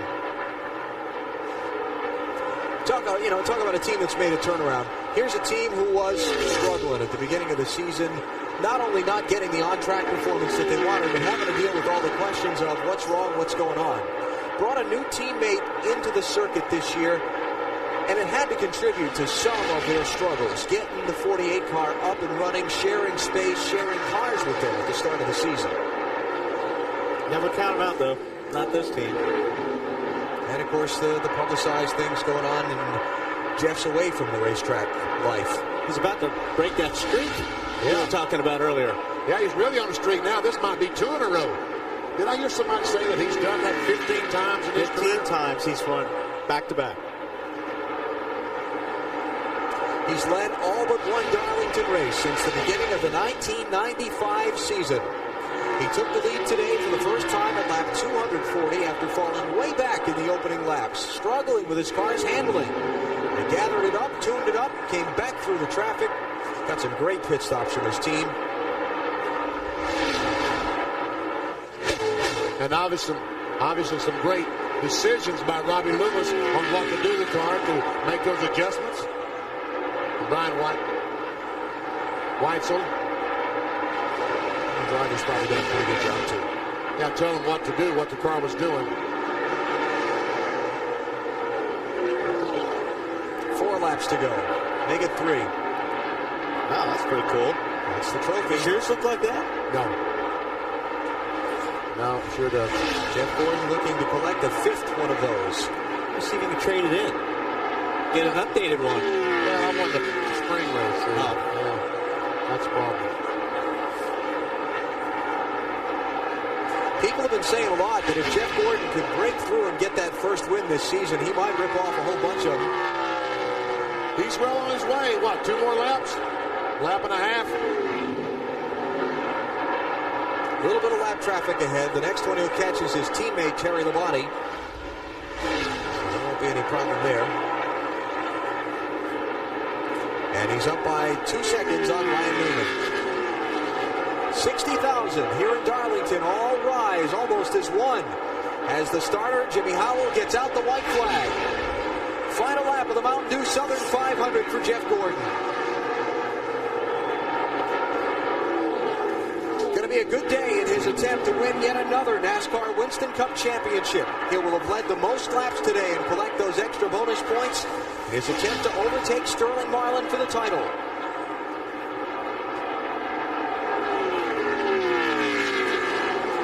No bump and run, but he'll have tamed Darlington Raceway for no time today. Jeff Gordon wins the Southern 500. Back-to-back races.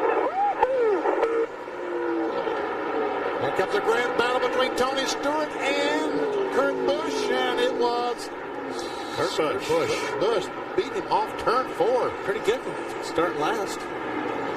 All of the championship contenders today finished well, with the exception of Ricky Rudd, but it's 2 in a row for the Flame car. They're on fire. Jeff Gordon, back-to-back wins, and he takes his 5th checkered flag in the Southern 500. May blow your tires on a burnout here. There's not much left, I bet. Matt? For the 16th time in his career, Jeff Gordon wins back-to-back races. What kind of message after last week's win and today, Robbie, does this send the competition? We just got to believe. That was our message last week before the start of the Bristol race. We want to thank God for this day. I'm telling you, we've been through some tough times. This team hung together, kept working together. Now to be sitting here and won back-to-back races, it's pretty incredible. These guys did a great job in the pits. They propelled us to 3rd. Jeff saw that front from there, and he took it there. The Southern 500, Robbie. Got to love the Southern 500. Darlington's always been a struggle for me. Being victory lane, it's unbelievable. Chad Canals, Jimmy Johnson, thanks for your help, man. Appreciate it. They went 31 races without a victory. Now with back-to-back wins, everyone's going to be wanting to know, when are they going to lose? Because these guys are hot. Last time Jeff Gordon did back-to-back victories was at Indianapolis and Watkins Glen in 2001. Somebody striped the side of his car heavily there. Jeff Gordon is today's winner, and Chevy congratulates Jeff in the number 24 Monte Carlo. Jeff will tell you the only thing that comes close to Monte Carlo's reputation on the track is its reputation on the street. More champions depend on Chevy. We'll be there.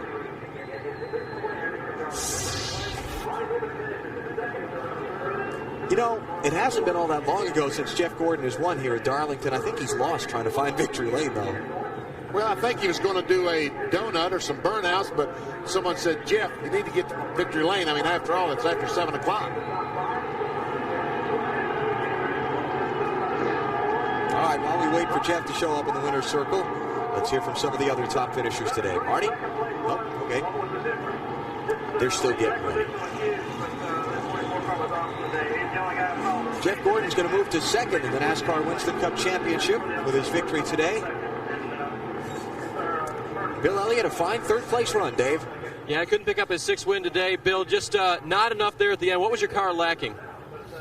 When I ran on, like when we'd start, stop, and run short runs, the longer I ran, the tighter I got. Getting down in the corner, I'd be loose up off. I felt like if I could have got on pressure tires, I'd have been better on a long run, but I got too tight toward the end of that run. Getting in, I was too loose up off. All right, 3rd place, great for Bill Elliott today, though. Marty? Well, Ryan Newman finishes second, and it just seemed like there was too much ground to make up. How frustrating is that, Ryan, to be running the same exact speed as the leader and not be able to catch him? Well, it's not necessarily frustrating when you're following Jeff Gordon at Darlington. I mean, the guy's pretty good here. And, the guys did an awesome job for the Auto crew in the pits today. We kept it off the wall, that's one thing, but you can win the race in the pits, and they did an awesome job trying. 5th and 2nd in your first 2 races at Darlington. I'm thinking that's not too bad. Well, we're working on it. We're going in the right direction. We just need to keep going. Nice recovery after a 31st and 36th in the last 2 races. Alan? And Jeff Gordon has pulled into victory lane after his 60th career win. He has now tied the great Cale Yarborough for the most wins in the history of the Southern 500.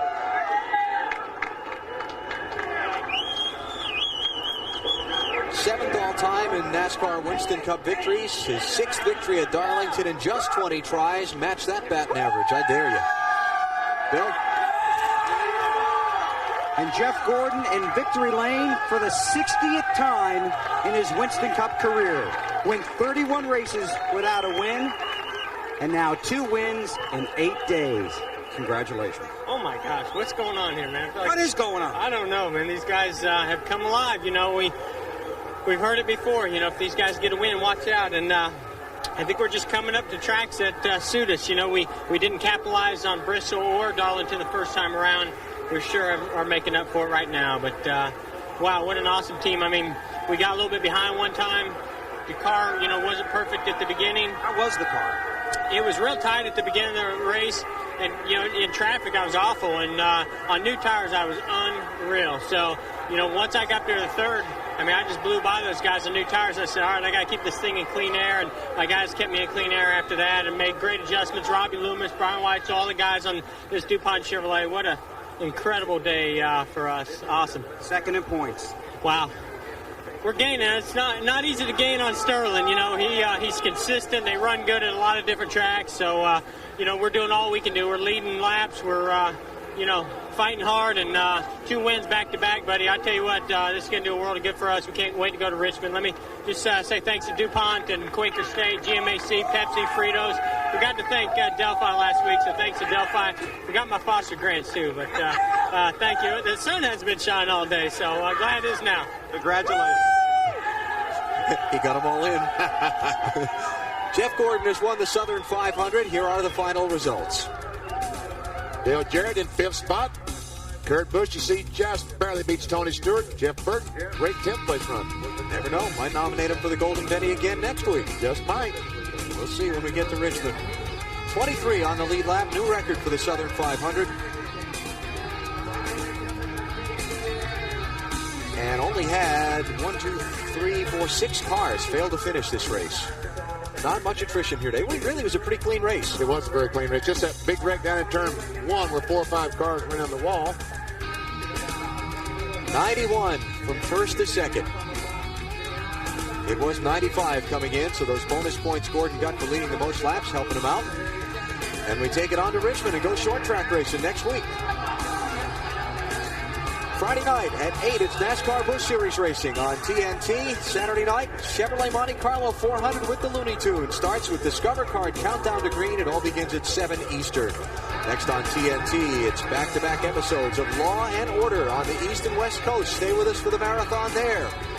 Well, the rain let off. We got it all done. The full 500 miles today. And at the end of the afternoon, Jeff Gordon scored the victory in the 53rd running of the Southern 500 at Darlington.